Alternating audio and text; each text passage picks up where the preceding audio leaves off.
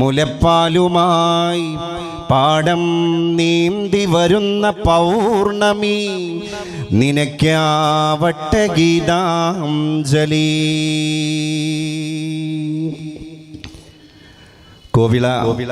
കോയിവിള അയ്യങ്കോ കോയിക്കൽ ശ്രീ ധർമ്മശാസ്ത്ര ക്ഷേത്രത്തിൻ്റെ 31ാമത് ശ്രീമദ് ഭാഗവത സപ്താഹയജ്ഞത്തിൻ്റെ ശ്രേഷ്ഠവും സുന്ദരവും അദ്വിതീയവും അനിർവചനീയവും അതുല്യവും മനോഹാരിയത തുളുമ്പി നിൽക്കുന്നതുമായ ഈ മഞ്ജുളമായ സദസ്സാണ് സാക്ഷി. ഇന്നിൻ്റെ സായാഹ്നം ധന്യതയാർന്ന ഒരു സായാഹ്നമാണ്. ഈ ക്ഷേത്രമുറ്റത്ത് വിനീതനായി ഞാൻ വന്ന് സമാഗതനാകുമ്പോൾ എൻ്റെ മുമ്പിൽ ആസനസ്ഥരായവരും പാർശ്വഭാഗങ്ങളിൽ സമാഗതരായവരും ഒക്കെയായിരിക്കുന്ന എൻ്റെ പ്രിയ സഹോദരി സഹോദരങ്ങളെ കാണുമ്പോൾ, ഈ മാതാപിതാക്കളെ കാണുമ്പോൾ, ഈ അഗ്രജന്മാരെയും കനിഷ്ഠന്മാരെയും കാണുമ്പോൾ മതേതര ഭാരതത്തിൻ്റെ പൂത്തുല്ലസിച്ച ഒരു സൗഹൃദത്തിൻ്റെ ആത്മപരിവേഷത്തിൻ്റെ പരിശുദ്ധി ഇവിടെ അത്രമേൽ സ്പഷ്ടവും പ്രകടവുമാണ്. നമ്മൾ അങ്ങനെ ജാഗ്രതയോടുകൂടെ ജീവിച്ച് ശീലിച്ച ആളുകളാണ്.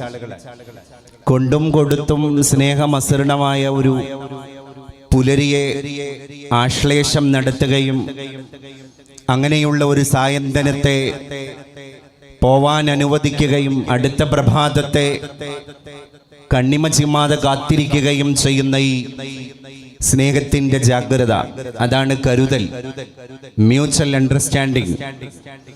സ്വാമി വിവേകാനന്ദന്റെ ഒരു പ്രസ്താവനയുണ്ടല്ലോ, love is the gateway to all miseries. സ്നേഹമാണ് ഏത് നിഗൂഢതകളിലേക്കും കടന്നു ചെല്ലാൻ, അതിൻ്റെയൊക്കെ നിഗുപ്തകളെ കൊട്ടിത്തുറന്ന് മുട്ടിത്തുറന്ന് അതിനകത്തേക്ക് പ്രവേശിക്കാൻ നമ്മളെ പ്രേരിപ്പിക്കുന്ന ഏറ്റവും വലിയ ശക്തി അത് സ്നേഹമാണ്. സ്നേഹമാണ് മനുഷ്യ ജീവിതത്തിൻ്റെ ഇന്ധനക്ഷമത. സ്നേഹമാകുന്ന വിളക്ക് അത് ജ്വലിക്കണമെങ്കിൽ അതിൻ്റെ മഹിമാവിലാസമാകുന്ന എണ്ണ അതിനകത്ത് അനിവാര്യമാണ്. എണ്ണയിട്ട യന്ത്രങ്ങളെ പോലെ എന്ന് നമ്മളെ ഭാഷയിൽ പറയാറുണ്ട്. അതുകൊണ്ട് സ്നേഹത്തിൻ്റെ ഈ ജാഗ്രതയുടെ സദസ്സിന്റെ മുറ്റത്ത് ധന്യമായ ഇന്നത്തെ സായന്തനത്തിൽ നിങ്ങളുമായിട്ട് ഞാൻ മനുഷ്യത്വത്തിൻ്റെ മാനവികതയുടെ കുറച്ച് വർത്തമാനങ്ങൾ, കരുതലിൻ്റെ കുറച്ച് സന്ദേശങ്ങൾ പകർന്നു നൽകുകയാണ് എൻ്റെ ഇത്തരണത്തിലുള്ള ഒരു ലക്ഷ്യം. മഹാഭാരതത്തില് പരീക്ഷിത് രാജാവ് തക്ഷക സർപ്പത്തിന്റെ ധ്വംസനമേറ്റിട്ട് കിടക്കുമ്പോ ജീവഹാനി തീർത്തും സംഭവിക്കുമെന്ന് ഉറപ്പിച്ചയിടത്ത് നിന്ന് മുനിശാപത്തിന്റെ പേരില് ഒറ്റപ്പെട്ടിട്ട് വ്യഗ്രതയോടെ വിഷണ്ണനായിട്ട് കിടക്കുമ്പോ 7 ദിവസം നീണ്ടുകിടക്കുന്ന ശ്രീ മഹാഭാഗവതം, അത് സപ്താഹം. സപ്തം എന്ന് പറഞ്ഞാൽ 7ആണ്. അഹം അഹസ്സാണ്. അഹസ് പകലോൻ അഹസിന്റെ പ്രതീകമാണ്. അക്കമൂർത്തി അഹസിന്റെ പ്രതീകമാണ്. മാർത്താണ്ഡൻ എന്നും രവി എന്നും ഭാസ്കരൻ എന്നും ദിനകരൻ എന്നും ദിവാകരൻ എന്നും അതുപോലെ പങ്കജ ബാന്ധവൻ എന്നുമൊക്കെ നമ്മൾ വിളിക്കുന്ന ഈ അക്കമൂർത്തിയാകുന്ന പകലോൻ സൂര്യൻ, അതിൽ നിന്നാണ് അഹസ് വരുന്നത്. അഹസ് പകലാണ്. അതുകൊണ്ട് സപ്താഹം 7 പകലുകളിൽ സൂര്യാസ്തമനത്തിന്റെ ശേഷവുമല്ല സൂര്യോദയത്തിന്റെ മുമ്പുമല്ല, പകൽ സമയങ്ങളിൽ അങ്ങനെ സപ്താഹം 7 പകലുകളിൽ ജാഗ്രതയോടുകൂടെ മന്ത്രോച്ചാരണങ്ങൾ നടത്തുകയാണ്.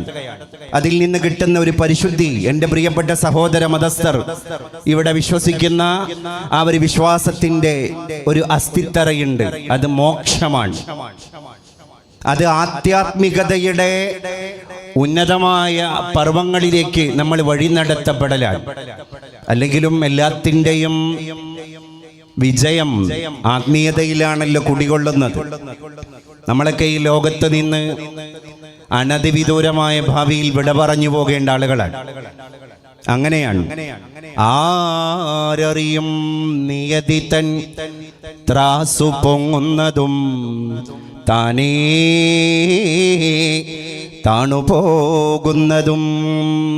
നിയതി, നിയതി എന്ന് പറഞ്ഞാൽ മലയാള ഭാഷയിൽ വിധി എന്നാണ് അർത്ഥം. വിധി, വിധിയുടെ തുലാസ്, ത്രാസ്, അതിൻ്റെ തട്ട് എനിക്കും നിങ്ങൾക്കും അനുകൂലമാണ് എന്നാര് കണ്ടു, പ്രതികൂലമാണ് എന്നാര് കണ്ടു? ഇതിനാണ് വിധാതാവ് എന്ന് പറയുന്നത്. വിധിയുടെ വിധാതാവ് പടച്ചോൻ എന്ന് പറയുന്നതും ഈശ്വരൻ എന്ന് പറയുന്നതും ദൈവം എന്ന് പറയുന്നതും ഒക്കെയായിരിക്കുന്ന ഒരു പരമമായ ഒരു ശക്തിയുണ്ട്. ആ ശക്തിയിൽ വിശ്വസിക്കുമ്പോഴാണ് ത്വമേകം വരണ്യം ത്വമേകം ശരണ്യം ത്വമേകം ജഗത്കാരണം വിശ്വരൂപം. അതിൻ്റെ അർത്ഥം എന്താണ്? നിന്നെ മാത്രം ഞങ്ങൾ ഭരിക്കുന്നു, ദൈവമേ നിന്നോട് ശരണം തേടുന്നു. നീയാണ് വിശ്വത്തിന്റെ രൂപം, ജഗത് കാരണം, എല്ലാം നീയാണ്. ഞാൻ ഇന്ന് എൻ്റെ സന്ധ്യാനേരത്തെ മഗ്രിബ് നമസ്കാരത്തിൻ്റെ പ്രാർത്ഥന കഴിഞ്ഞിട്ട് പ്രാർത്ഥിച്ചതും ഇതേ മൊഴിയാണ്. പക്ഷേ അത് അറബി ഭാഷയിലാണ് എന്ന് മാത്രം. ലാ ഇലാഹ ഇല്ലല്ലാഹു വഹ്ദഹു ലാ ശരീക ലഹ് ലഹുൽ മുൽക്കു വലഹുൽ ഹംദ് യുഹ്യീ വയുമീതു വഹുവ അലാ കുല്ലി ഷൈഇൻ ഖദീർ. അതിൻ്റെ അർത്ഥം അത് തന്നെയാണ്. ഒരൊറ്റ ശക്തിയിലേക്ക് മനുഷ്യൻ ഇങ്ങനെ ഇഴുകിച്ചേരാണ്. പഴയൊരു പാട്ടുണ്ട്, ഇവിടെ ഹരിവരാസനം മുഴക്കപ്പെട്ടു. യേശുദാസ് എന്ന് പറയുന്ന ഗാനഗന്ധർവൻ എന്ന മലയാളികൾ പേര് കൊടുത്ത ഗന്ധർവൻ എന്ന വാക്കിന്റെ അർത്ഥം തന്നെ ഉപദേവൻ എന്നാണ്. അതുകൊണ്ട് മലയാളത്തിൽ സംഗീതത്തിന് ഒരു ഉപദേവൻ ഉണ്ടെങ്കിൽ എന്ന് പറഞ്ഞിട്ട് ഗാനഗന്ധർവൻ യേശുദാസ് എന്നൊരു അപരനാമത്തിൽ അദ്ദേഹം ഇന്ന് മലയാണ്മയിൽ എന്ന് മാത്രമല്ല ലോക ഭൂപടത്തിൽ തന്നെ പ്രഖ്യാതനായി അല്ലേ. അദ്ദേഹത്തിൻ്റെ ആ വഴിഞ്ഞൊഴുകുന്ന ഗാനശീലുകളുടെ ശബ്ദമാധുരിയുടെ അലയൊലികൾ ഇപ്പോഴും ഇവിടെ ഏതോ തരത്തിൽ ആന്തോളനം നടത്തിക്കൊണ്ടിരിക്കുന്നുണ്ട്. അദ്ദേഹത്തിൻ്റെ ഒരു പഴയകാലത്ത് പ്രത്യക്ഷപ്പെട്ട അദ്ദേഹത്തിൻ്റെ ചിരപുരാതനമായ അദ്ദേഹത്തിൻ്റെ കണ്ഠനിനാദങ്ങളിലൂടെ വീണമീട്ടിയ ചില വരികൾ മലയാളി ഭാഷ, ദേശ, ജാതി, വർഗ, മതങ്ങൾക്ക് പോലും അതീതമായിട്ട് ഏറ്റെടുത്ത വരികളാണ്. അതിങ്ങനെയാണ്: കുറി വരച്ചാലും കുരിശു വരച്ചാലും കുമ്പിട്ടു നിസ്കരിച്ചാലും കാണുന്നതും ഒന്നേ കേൾക്കുന്നതും ഒന്നേ കരുണാമയനാം ദൈവമൊന്നേ ദൈവമൊന്നേ ദൈവമൊന്നേ. ഞാൻ നേരത്തെ ചൊല്ലിയ ശ്ലോകം ഇതിലേക്കാണ് നമ്മളെയൊക്കെ അറിയാതെ വഴി നടത്തി കൊണ്ടുപോകുന്നത്. ഈ ലോകം വളരെ നശ്വരമാണ്. പരീക്ഷിത് രാജാവിന് കിട്ടിയ ഒരു ബോധം അത് തന്നെയാണ്. അവസാനം ഭാഗവതം അതിൻ്റെ എല്ലാ ഭാഗങ്ങളും മന്ത്രങ്ങളും പരാമർശിക്കപ്പെടുകയും അതിൻ്റെ അർത്ഥങ്ങൾ ഉൾക്കൊള്ളുകയും ചെയ്ത് അദ്ദേഹം ആത്മീയതയിലേക്ക് നീങ്ങിയെന്നാണ് ചരിത്രം. ആ പ്രമാണം നമ്മളെ ബോധ്യപ്പെടുത്തുന്നത്. അവസാനം അദ്ദേഹം ഭൗതിക ഇച്ഛകളോട് വിട പറയുകയാണ്. ഒരു മനുഷ്യൻ ഭൗതിക ഇച്ഛകളോട് വിട പറയുമ്പോഴാണ് അവൻ്റെ അകത്തളത്തിൻ്റെ ഉള്ളിലേക്ക് ഒരു വെളിച്ചം, പ്രകാശത്തിൻ്റെ കിരണങ്ങൾ വിരുന്നു വരുന്നത്. അപ്പോഴാണ് അവൻ്റെ സ്വാർത്ഥത അവന് ചവറ്റുകൊട്ടയിലേക്ക് വലിച്ചെറിയാൻ കഴിയുന്നത്. അല്ലെങ്കിൽ മനുഷ്യൻ്റെ പേര് സ്വാർത്ഥം ഭരി എന്നാണ്. സ്വാർത്ഥതയെ അവൻ ഭരിക്കുന്നു, അവനെ സ്വാർത്ഥത ഭരിക്കുന്നു. ഇതൊക്കെയാണ് സ്വാർത്ഥം ഭരി എന്ന വാക്കിൻ്റെ അർത്ഥം. നിസ്വാർത്ഥൻ അതിൻ്റെ നേരെ വിപരീതമാണ്. നിസ്വാർത്ഥനാകുമ്പോഴാണ് എൻ്റെ ദുഃഖം എൻ്റെ സഹോദരൻ്റെ ദുഃഖമാണ് എന്ന് പറയാനും മനസ്സിലാക്കാനും അത് പ്രാവർത്തിക തലത്തിലേക്ക് കൊണ്ടുവരാനും കഴിയുക. നിറഞ്ഞിരിക്കലും ദരിദ്രമീ രാജ്യം, നിരന്നിരിക്കലും വികൃതമെങ്കിലും ഇവിടെ സ്നേഹിപ്പാൻ, ഇവിടെ യാശിപ്പാൻ, ഇവിടെ ദുഃഖിപ്പാൻ കഴിവതേ സുഖം അല്ലേ. എല്ലാം കൊണ്ടും നിർഭരമായിരിക്കുന്ന ഈ രാജ്യത്തിൻ്റെ അകത്ത് സ്വന്തം സഹോദരൻ്റെ സ്നേഹത്തിൽ കുറച്ച് ആഹ്ലാദം കണ്ടെത്താൻ, ആഹ്ലാദത്തിൽ നമ്മളും കുറച്ച് ആഹ്ലാദിക്കാൻ, അവൻ്റെ ദുഃഖത്തിൽ നമ്മളും കുറച്ച് ദുഃഖിക്കാൻ, അവൻ എന്തെങ്കിലും സങ്കടങ്ങൾ വരുമ്പോൾ അത് നമ്മളെ കൂടി സങ്കടമാക്കി മാറ്റാനുള്ള വിശാലത പ്രാപിച്ച ഒരു മനസ്സിലേക്ക് നമ്മൾ എത്തിച്ചേരുമ്പോഴാണ് നമ്മളൊരു മനുഷ്യത്വത്തിൻ്റെ ഉടമയാകുന്നത്. 2 ആഴ്ച മുമ്പ് എല്ലാ ഭാഗങ്ങളിലും ദീപാവലി ആഘോഷിക്കുകയുണ്ടായി. ദീപാവലി എന്ന വാക്കിന്റെ അർത്ഥം ദീപങ്ങളുടെ ആവലിയാണ്. ദീപം, ഒരു ദീപം ഉണ്ടായാൽ പോരാ. ആവലി എന്ന് പറഞ്ഞാൽ എന്താണ്? നിഗരം, നിവഹം, സംഘാതം, സഞ്ചയം എന്നൊക്കെ നമ്മൾ പറയും. കൂട്ടത്തിന്, ജനങ്ങളുടെ കൂട്ടമാണ് ജനാവലി. ഒരു നാട്ടിലെ പൗരന്മാരുടെ കൂട്ടമാണ് പൗരാവലി. അങ്ങനെയെങ്കിൽ ഒരുപാട് കത്തിജ്വലിച്ച ദീപങ്ങളുടെ കൂട്ടമാണ് ദീപാവലി എന്ന് പറയുന്നത്. അത് ദീപങ്ങളുടെ കൂട്ടമാണ്. എന്താ ഈ ദീപങ്ങൾ മനുഷ്യന്റെ മുമ്പിൽ അർത്ഥമാക്കുന്നത്? ദീപം, ആ കത്തിച്ചു വെക്കുന്ന ദീപത്തിന്റെ ജ്വാല, അത് ഹൃദയത്തിന്റെ ജ്വാലയാകണം എന്നൊരർത്ഥമാണ് ഈ വെട്ടിത്തിളങ്ങിക്കൊണ്ടിരിക്കുന്ന ദീപത്തിന്റെ കൈത്തിരികളൊക്കെ നമ്മളെ ബോധ്യപ്പെടുത്തുന്നത്. അതുകൊണ്ട് അന്ന് ഉച്ചരിച്ചൊരു മന്ത്രമുണ്ട്. ഏതാണ്? തമസോമാ ജ്യോതിർഗമയ. തമസ് പോകട്ടെ, ജ്യോതിസ് വരട്ടെ.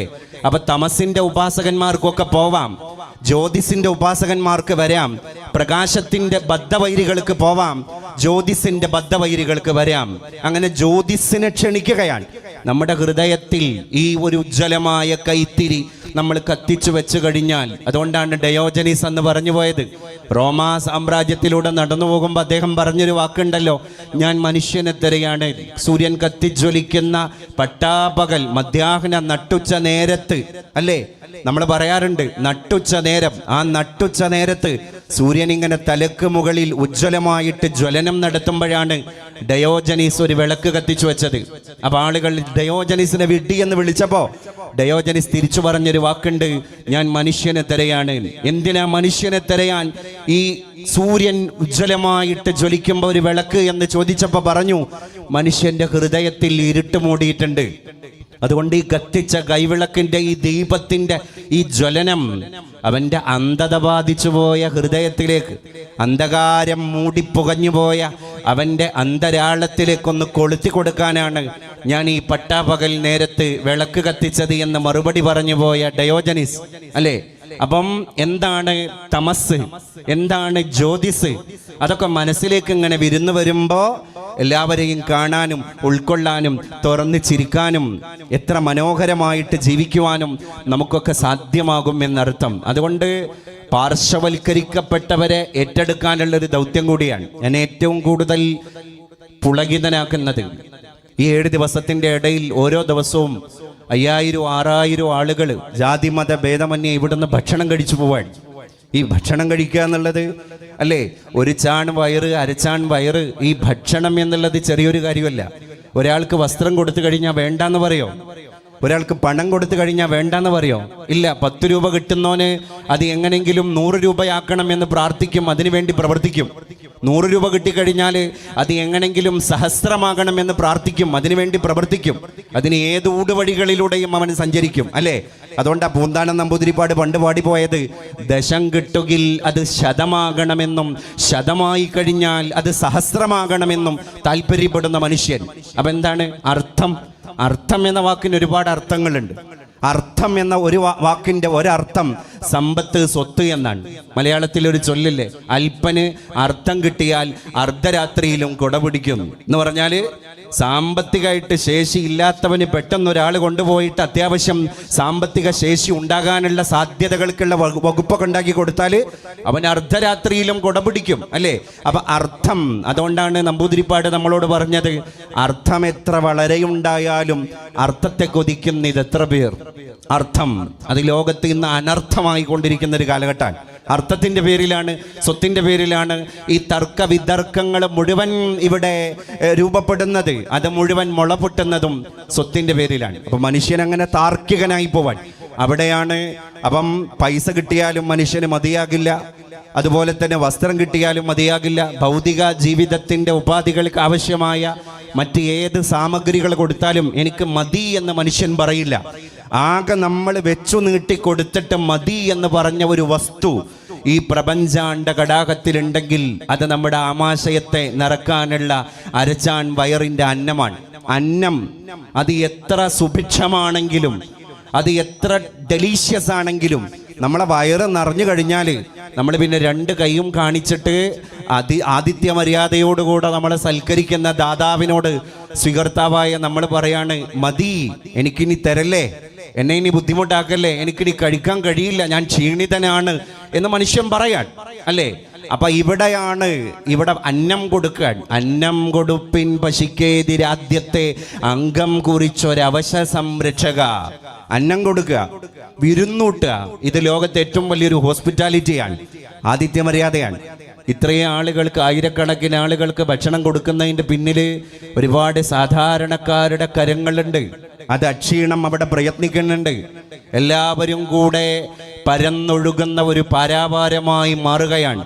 സ്നേഹത്തിൻ്റെ ഒരു സാഗരം പോലെ, കാരുണ്യത്തിൻ്റെ ഒരു കടലല പോലെ, കരുതലിൻ്റെ ഒരു ആഴി പോലെ നമ്മളിങ്ങനെ ലോകത്ത് ഉത്ഥാനം തീർത്തുകൊണ്ടിരിക്കുകയാണ്. ഇതിൽ ഒരു സുഖമുണ്ട്. ഇങ്ങനെ കരുതലും കാണലും ഒക്കെ അറിഞ്ഞിട്ട് കണ്ടറിവോടുകൂടെ മനുഷ്യൻ ജീവിച്ചു പോകുന്നതിൽ ഒരു മനസ്സുഖമുണ്ട്. അതിവിടെ മാത്രമല്ല. അതാണ് ഞാൻ പറഞ്ഞത്, ആധ്യാത്മികതയുടെ മോക്ഷം അകത്തേക്ക് കയറി ചെല്ലണം. അപ്പൊ പിന്നെ വീറുണ്ടാകൂല, അപ്പൊ പിന്നെ അഹന്തയുണ്ടാകില്ല, അപ്പൊ പിന്നെ സ്വാർത്ഥതയുണ്ടാകില്ല, അപ്പൊ പിന്നെ ഞാൻ എന്നൊരു അഭിനിവേശം ഉണ്ടാകില്ല. എല്ലാവരും നമ്മൾ എന്ന ഒരു കാന്തിയുടെ പദം മാത്രമല്ല, ആ ഒരു കാന്തിയുടെ ജീവിത ദർശനം കൂടി അവന് കൊണ്ടുപോകാൻ കഴിയും. അതുകൊണ്ടാണ് മലയാളത്തിൽ ഒരു വാക്ക് ചൊല്ലു പറഞ്ഞത്, നമിക്കിലുയരാം, നടുകിൽ തിന്നാം, നൽകുകിൽ നേടിയിടാം. അല്ലേ? നമിക്കിലുയരാം, നടുകിൽ തിന്നാം, നൽകുകിൽ നേടിയിടാം. നമുക്കു നാമേ പണിവതു നാഗം നരകവും അതുപോലെ. നമുക്കുള്ള സ്വർഗം പണിയുന്നതും നാഗം. സ്വർഗം നാഗമല്ല. നാഗം എന്ന് പറഞ്ഞാൽ പാമ്പാണ്. നേരത്തെ പറഞ്ഞു ഇവിടെ പരീക്ഷിത്ത് രാജാവിന് ധ്വംസനമേറ്റത്. അത് നാഗമാണ്. അത് ഗാണ്, മൃദുഗാണ്, അഥവാ നാഭി കൊണ്ട് ഗമിക്കുന്നത്. അങ്ങനെയാണ് സർപ്പത്തിന് നാഗം എന്നൊരു വാക്കുണ്ടായത്. സർപ്പത്തിന് പന്നകം എന്നൊരു വാക്കുണ്ട് മലയാളത്തിൽ. എന്തുകൊണ്ട്? പള്ള കൊണ്ട് ഗമിക്കുന്നതാണത്. ഇത് നാക്കമാണ്.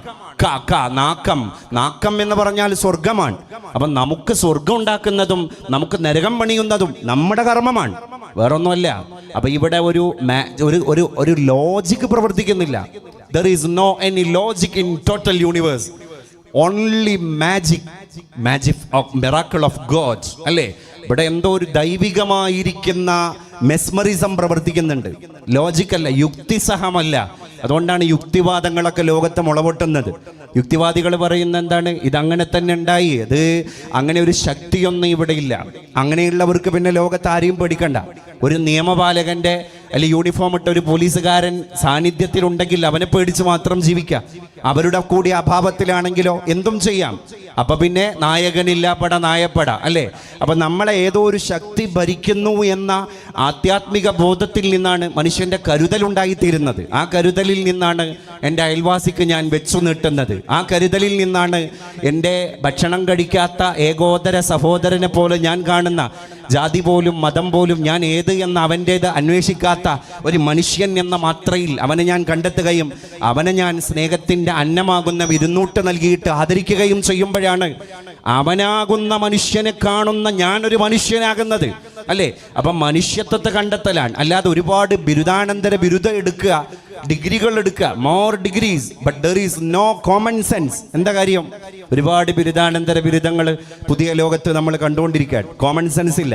ഈ അടുത്താണ് ഏതോ ഒരു മലയാള ഭാഷയിൽ പ്രസിദ്ധീകൃതമായ ദിനപത്രത്തിൻ്റെ ഈ നമ്മുടെ ഉത്രാടപ്പാച്ചിൽ കഴിഞ്ഞ് അത്തമ്പത്തിൻ്റെ തിരുവോണത്തിൻ്റെ അന്ന് മാവേലി മന്നൻ കടന്നു വരാൻ വലിയൊരു തൊപ്പിക്കോടയൊക്കെ ചൂടിയിട്ട് മാവേലി ഒരു വീട്ടിലേക്ക് വരുന്ന രംഗാണ് ആ പത്രദ്വാര പ്രത്യക്ഷപ്പെട്ട കാർട്ടൂണിൻ്റെ അകത്തുള്ള ഇതിവൃത്തം. അങ്ങനെ മാവേലി കയറി വരുന്നുണ്ട്. മാവേലി കയറി വന്നിട്ട് മാവേലി കോളിംഗ് ബെല്ലടിക്കാൻ, പുതിയ കാലല്ലേ, കോളിംഗ് ബെല്ലടിച്ചപ്പോൾ ആരും പുറത്തേക്ക് വരുന്നില്ല. അപ്പം മാവേലി നേരെ ലിവിംഗ് റൂമിലേക്ക് കയറി പോകുമ്പോൾ 5 മക്കൾ, ആ വീട്ടിലെ 5 മക്കൾ സോഫയിൽ ഇങ്ങനെ ഇരിക്കുന്നുണ്ട്. മാവേലി വിഷണ്ണനായി, അദ്ദേഹം ആകെ വിഷാദ ചിത്തനായി. അപ്പം മാവേലി സൂക്ഷിച്ച് നോക്കിയപ്പോൾ കണ്ടത് ഒരാൾ യൂട്യൂബിലാണ്, ഒരാൾ ഫേസ്ബുക്കിലാണ്, ഒരാൾ ട്വിറ്ററിലാണ്, അടുത്ത ആൾ ഇൻസ്റ്റയിലാണ്.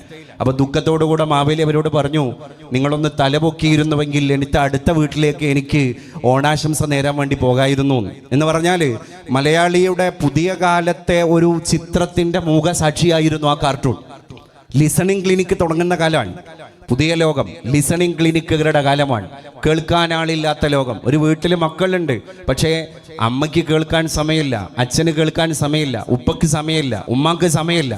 കാരണം അവരൊക്കെ തന്നെ അവരവരുടെ ലോകത്താണ്. ഇങ്ങനെ ഒരു പാശ്ചാത്യവൽക്കരണത്തിലേക്ക് നമ്മളെ നാട് കടന്നു പോവാൻ. ഈ അടുത്ത് എൻ്റെ സുഹൃത്തായൊരു മലയാളി അമേരിക്ക സന്ദർശിച്ചു. അദ്ദേഹം അവിടുത്തെ ഒരു ഹൈപ്പർ മാർക്കറ്റിൽ കയറിയ രംഗം പറയുന്നുണ്ട്.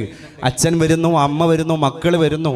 അങ്ങനെ മാതാവ് മാതാവിനുള്ളത് വാങ്ങുന്നു, പിതാവ് പിതാവിനുള്ളത് വാങ്ങുന്നു. അദ്ദേഹത്തിൻ്റെ ക്രെഡിറ്റ് കാർഡ് കൊടുക്കുന്നു.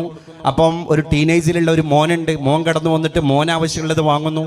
അവൻ്റെ ക്രെഡിറ്റ് കാർഡ് കൊടുക്കുന്നു. അങ്ങനെ എല്ലാവരും അവരവരുടെ ലോകത്ത് അഭിരമിക്കുന്നു. ഒരു വാഹനത്തിൽ വന്നിറങ്ങിയവരാണ്, ഒരു വീട്ടിലേക്ക് തിരിച്ചു പോകാനുള്ളവരാണ്. പക്ഷേ മനസ്സുകൾക്ക് കാതങ്ങളുടെ അന്തരമായിരിക്കുന്ന ഒരു ലോകത്ത് ആ പാശ്ചാത്യവൽക്കരണങ്ങളെയൊക്കെ തൊടാതെ വിഴുങ്ങുന്ന ഒരു ആവിഷ്കാരത്തിലേക്ക് അഭിനവ മലയാളി എത്തിപ്പെട്ടിട്ടില്ല എന്നുള്ളതിൽ എനിക്ക് തർക്കമുണ്ട്. കാരണം പലപ്പോഴും എത്തിപ്പെട്ടിട്ടുണ്ട്. പൂന്താന നമ്പൂതിരിപ്പാട് ഞങ്ങളെ മലപ്പുറത്താണ്. അദ്ദേഹത്തിൻ്റെ ഇടിഞ്ഞുപൊളിഞ്ഞ ലോകം, 20ാം നൂറ്റാണ്ടിൻ്റെ ഇതിഹാസം എന്നീ കവിതകൾ ബൃഹത്തായ സന്ദേശങ്ങളാണ് മലയാളിക്ക് പ്രദാനം ചെയ്യുന്നത്. അദ്ദേഹം ഒരു മഹാകവിയാണ്. മഹാകാവ്യം എഴുതിയ തന്നെ മഹാകവിയാണ്.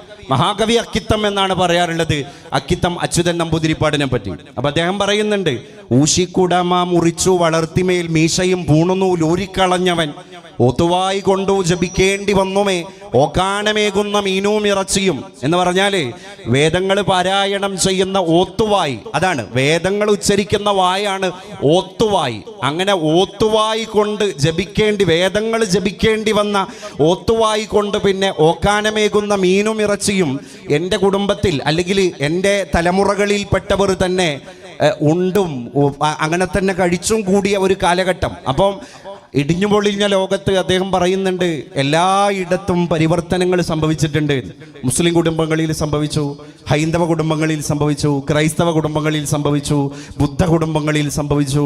അങ്ങനെ പ്രാചീന കാലം മുതൽ നമ്മൾ അനുഷ്ഠിച്ചു പോന്നിരുന്ന ചില ചിട്ടവട്ടങ്ങൾ, ഓരോന്നിനും ആചാരമര്യാദകൾ, രീതിശാസ്ത്രങ്ങൾ ഒക്കെ ഉണ്ടായിരുന്നു.